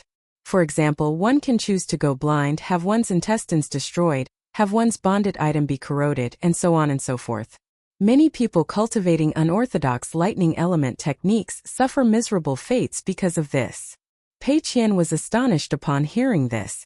Cultivation isn't all about enjoying a life of good fortune, Chen Ping'an said. Pei Qian nodded earnestly and said, and that's why I don't cultivate and only practice martial arts. Chen Ping'an immediately grabbed her by the ear. Master, I'll definitely work even harder to perform walking meditation, and I'll definitely endure more hardships. Pei Qian howled in grief. Afterward, Chen Ping'an went to the old private school with Pei Qian. Chen Ping'an stood outside the window, and Pei Qian stood on her tippy toes and rested her chin on the windowsill as she looked inside. Have you thought about it yet? Do you want to go to the private school run by the Dragontail Creek Chang clan? Chen Ping'an asked. Pei Qian remained unmoving as she replied in a gloomy voice, I'll go if master wants me to go, I guess. In any case, no one will gang up to bully me, no one will abuse me for being dark-skinned, and no one will laugh at me for being short. Chen Ping'an didn't know whether to laugh or to cry, and he said in a gentle voice, if you truly don't want to go, then you can read and study with Zhu Lian in the mountains in the future, or you can even do so with Zheng Dafeng. In fact, Zheng Dafeng is also a very knowledgeable person. However, I suggest that you attend the private school for a period of time regardless of whether you like it or not. Perhaps you'll enjoy it so much that I won't even be able to drag you away in the future. If you truly find it unsuitable after a while, then you can choose to return to Downtrodden Mountain at that time. Can I still wear my sword and saber on one hip when I go to the private school? Pei Qian asked. Chen Ping'an shook his head and replied, no, you need to have the correct attitude and mindset when you study. This was non-negotiable. No matter how much Chen Ping'an pampered his disciple, Pei Qian, he definitely wouldn't be lenient when it came to enforcing the necessary rules. No matter how much seniors and guardians like the innocence and liveliness of children, they shouldn't allow these children to be unrestrained during the age when they most needed to learn about rules and boundaries. Pei Qian didn't say anything. This matter isn't urgent, so you have until I leave to make up your mind, Chen Ping'an said. Pei Qian still remained unmoving as she asked, can master not leave if I attend the private school? Chen Ping'an reached over and placed a hand on her head, falling silent as he gazed at the old private school. The sadness of children was often like ever-changing wind and mist. When Chen Ping'an brought Pei Qian a stick of Tonghulu and the two of them walked back to Downtrodden Mountain, Pei Qian was already smiling happily as she asked about all kinds of things. Elsewhere, Xianguzi was in a brilliant mood as he privately told the lame young man and Zhou that they could return to Dragon Spring Prefecture to make a name for themselves after wandering around in the outside world for a few months to a year. Soon after the blind old Taoist priest and his 2 disciples left Dragon Spring Prefecture, a man and a woman arrived at Downtrodden Mountain. They had traveled for approximately 5 to 6 years, either walking on foot as they traversed famous mountains and lands or traveling by intercontinental ships as they crossed large stretches of land. After all this time, they finally made it from the Azure Phoenix Nation in the eastern treasured Vile continents southeast to the Great Li Empire in the continent's northernmost region. The man was scholar Lu Qingshan from the Azure Phoenix Nation's Lion Garden. The woman was Taoist nun Lu Boqi from Stalactite Mountain's Taoist Saber Room. The Tao saber that Lu Boqi carried around was called Jing God, and it was ranked 17th in Stalactite Mountain's Taoist Saber Room. Meanwhile, her bonded item was also a saber, one by the name of Jiazhua. It was through conflict that Chan Ping'an had become acquainted with Lu Boqi, and the relationship between them naturally wasn't the best. They couldn't be regarded as friends. On the other hand, he naturally enjoyed a hearty conversation with Lu Qingshan. Compared to how haughty and domineering Lu Boqi had been at Lion Garden, she was much more restrained now that she was at Downtrodden Mountain. Firstly, Chan Ping'an appeared increasingly strange. Secondly, the hunchbacked old man Zhu Lian was even more difficult to deal with. Thirdly, and most importantly, that bamboo building was not only exuding an extraordinary immortal aura, but there was an even more astonishing aura radiating from the second floor. There was one good thing about Lu Boqi, in that she wasn't hesitant or indecisive. If she were more powerful than someone, then she wouldn't hold back or go easy on them. If the opposite were true, however, then she would acknowledge the fact and wouldn't get bothered at all. Chan Ping'an took them on a tour around Downtrodden Mountain, eventually arriving at the temple on the mountain peak. Lu Qingfeng said that apart from visiting Chan Ping'an, they had also come here to get a more favorable position to watch the large-scale deity night travel banquet. Of course, they definitely needed to visit Forest Deer Academy as well. Chan Ping'an naturally agreed to their request, saying that he could organize 2 good seats for them in the areas assigned to Cloud Drape Mountain and Forest Deer Academy. Compared to back then in Lion Garden Scripture Library, Lu Qingfeng was now more scholarly and refined and also a bit more outstanding. This was a good thing. One day later, Chan Ping'an realized that something was not quite right. Lu Boqi was surprisingly referring to Zhu Lian as Mr. Zhu whenever she saw him. Not only that, but she was doing so in an extremely sincere manner. Chan Ping'an didn't ask Wei Bo, and he instead asked Chang Shui Dong, the old flood dragon from the Yellow Court Nation, whether Lu Qingfeng could stay at Forest Deer Academy. After dealing with this matter, Chan Ping'an asked Zhu Lian about Lu Boqi's strange behavior as they made their way back to Downtrodden Mountain. Zhu Lian chuckled and replied, "This old servant simply quoted something from the books, and Lu Boqi appreciated what I said." Chan Ping'an's interest was piqued and he asked, "What did you say to her?" Zhu Lian casually pointed at a lush mountain in the distance and said, "Charming, the green mountains appear in my eyes. Likewise, the green mountains also see me so." Chan Ping'an faltered for a moment before feeling deeply impressed by Zhu Liuan. Wasn't that woman, Lu Boqi, most susceptible to these kinds of principles? Chan Ping'an patted Zhu Lian's shoulder and remarked, "What a sly old fox from the cultivation world." Zhu Lian put on a serious expression and said, "You flatter me. I'm simply learning from my seniors and doing a little better." Chan Ping'an suddenly sighed with emotion. After leaving Downtrodden Mountain, and especially after he traveled to the northern complete reed continent, he would most likely go several years without hearing these words of flattery anymore. It was late one night that Chan Ping'an secretly went to the Immortal Ferry Station located on Oxhorn Mountain. Pei Qian was actually aware of this, but she pretended that she didn't know. Moreover, compared to the confusion and sense of loss she had felt following her first extended period separated from Chan Ping'an, she felt like things were relatively okay this time around. However, she still felt empty on the inside following the departure of her master. She genuinely flipped through the lunar almanac for the first time, and she discovered that the day her master left Downtrodden Mountain was a day suitable for distant travels. Lu Qingfeng and Lu Boqi were temporarily staying at Forest Deer Academy. The night travel banquet was about to commence. Meanwhile, another reunion took place at Red Candle Town. Li Baoping and Jior came across each other again. As it turned out, the Great Sui Nation's Mountain Cliff Academy had organized an excursion for its pupils, and they were taking this opportunity to spectate the night travel banquet hosted by the Great Li Empire's northern mountain as well. Mao Xiaodong was the leader of the group of pupils, which also included Li Baoping, Li Huai, Lin Shuyi, Yu Lu, and Xie Xie. Xian Guzi didn't dare to take advantage of the situation and rely on his disciples' friendship with Li Baoping to return to Dragon Spring Prefecture with the group of disciples. After all, the status of Sage Mao from Mountain Cliff Academy was far too terrifying. Atop the peak of Go Table Mountain, a slender young girl in red was standing there in a daze. She was no longer a little girl.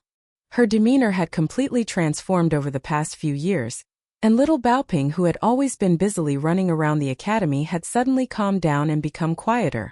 She became more and more knowledgeable, but she also spoke less and less at the same time.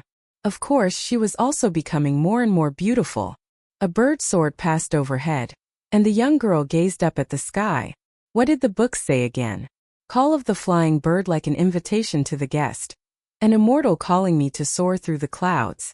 There were strong winds and a light downpour.